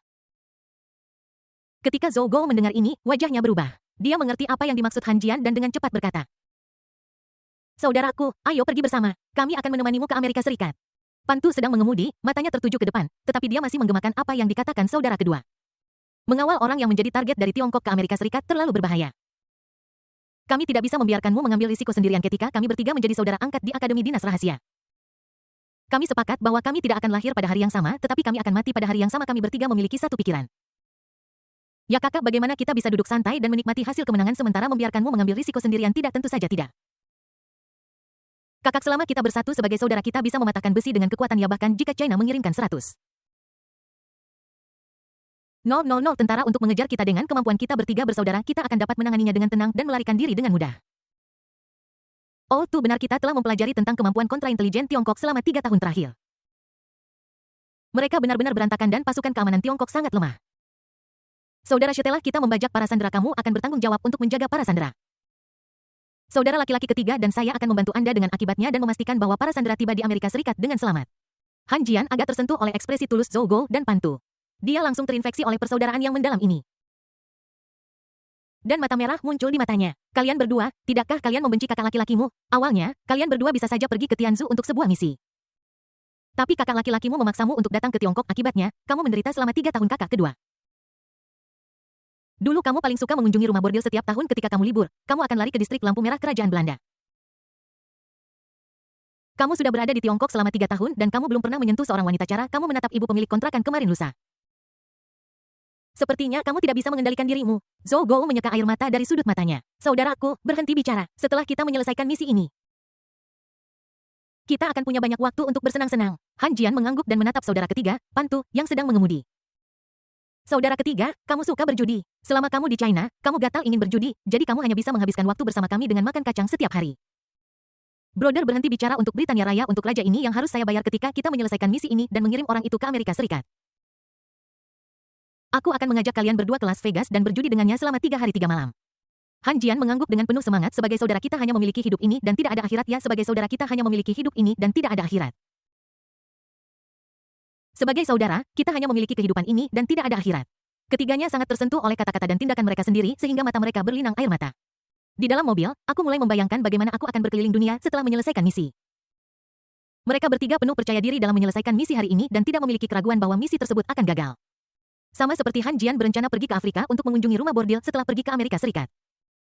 Silvi klasik dengan transmisi manual ini tiba-tiba menginjak rem. Han Jian terkejut. Tri, ada apa? Apa kau salah gigi? Pantu memegang setir dengan erat dengan kedua tangannya. Menggelengkan kepalanya dan berkata, saudara, dia menganggukkan dagunya ke arah depan mobil. Han Jian melihat ke atas dan melihat seorang pria berseragam dan rompi reflektif serta helm berdiri di depan mobil. Zhou Gou yang sedang duduk di kursi belakang tiba-tiba menjadi waspada. Saudara kita sudah ketahuan. Han Jian mengerutkan kening dan berpikir sejenak. Rencana Noel diimprovisasi dan kami tidak punya senjata di dalam mobil. Orang Cina tidak punya alasan untuk mencurigai kami. Tapi ini... Zhou Gou melihat tali dan kain tebal di tangannya dan selalu merasa ada sesuatu yang salah. Han Jian berbisik. Adapun kain dan tali di tanganmu, jika pihak lain bertanya, katakan saja kami menggunakannya sendiri untuk menambah minat, Zhou Gou.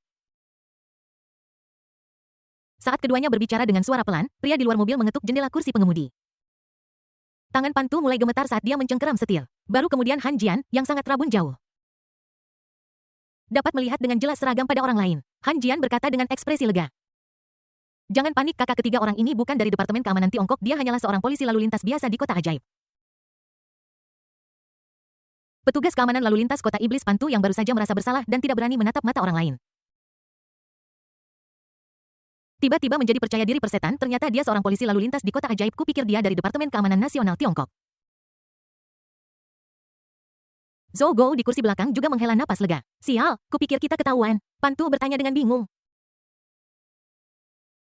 Mengapa polisi lalu lintas di kota ajaib mendatangi kita? Apakah kita melanggar peraturan lalu lintas? Han Jian menghiburnya. Jangan panik, kalaupun salah jalur, paling-paling kamu akan didenda dan dihukum. Bagaimanapun, setelah hari ini, kita bertiga akan meninggalkan Tiongkok selamanya. Jadi beberapa poin ini bukan apa-apa yang menjadi polisi lalu lintas di Shanghai muncul dan mengetuk jendela mobil. Dan dikatakan Pantu serius pelat nyonya, sementara Anda telah kedaluarsa. Jadi Anda tidak diizinkan mengemudi di jalan, Anda melanggar peraturan dengan menggantung plat nomor sementara yang kadaluarsa. Anda akan dikurangi 12 poin dan didenda 200 yuan. Ketiga orang di dalam mobil itu semua tertegun. Lisensi sementara kedaluarsa. Mulut Han Jian berkedut, karena tidak seorang pun dari ketiga orang itu memenuhi syarat untuk membeli mobil di Shanghai. Mereka membeli mobil dari tempat lain dan membawanya ke Shanghai dengan plat nomor sementara. Saya tidak pernah menyangka merek ini bisa kedaluarsa. Namun, Han Jian masih diam-diam merasa beruntung, apa-apa hanya saja lisensi sementara telah kedaluarsa. Mereka bertiga mengumpulkan 200 yuan di mobil dan Pantu memasukkan uang itu ke tangan orang lain dan berkata dengan tidak senang, ini dia. Tuan, mohon tunjukkan SIM, kartu identitas, dan surat tanda kendaraan Anda. Sial, apa kamu sudah selesai? Saya sudah memberi Anda uangnya, tetapi Anda terus mengeluh. Apakah ini sikap pelayanan Anda polisi lalu lintas Tiongkok? Petugas keamanan lalu lintas dengan sabar mengulangi, Tuan, tolong tunjukkan surat izin mengemudi KTP dan surat tanda nomor kendaraan Anda. Pantu ingin terus mengumpat tetapi dihentikan oleh Han Jian. Dia mengedipkan mata pada saudara ketiga dan menyuruhnya untuk tidak membuat masalah. Jadi Pantu harus menyerahkan SIM, STNK, dan paspornya kepada petugas keamanan lalu lintas. Hei, lihat baik-baik, ini paspor saya. Ini paspor dari Britania Raya. Saya orang asing, saya tidak punya kartu ID Tiongkok. Anda bab 925. Agen top terjebak di kota ajaib, bip-bip-bip, ketiganya dihentikan di zebra cross di jalan utama. Beberapa detik kemudian, lalu lintas di belakangnya terblokir. Petugas polisi lalu lintas mengarahkan, tarik mobil ke samping dulu. Pantu mengendalikan emosinya dan bersiap untuk mengganti gigi dan menepi. Namun, polisi lalu lintas yang jujur itu segera menghentikannya. Maaf, Pak, SIM Anda telah dikurangi 12 poin. Menurut peraturan, Anda tidak boleh mengemudi sekarang.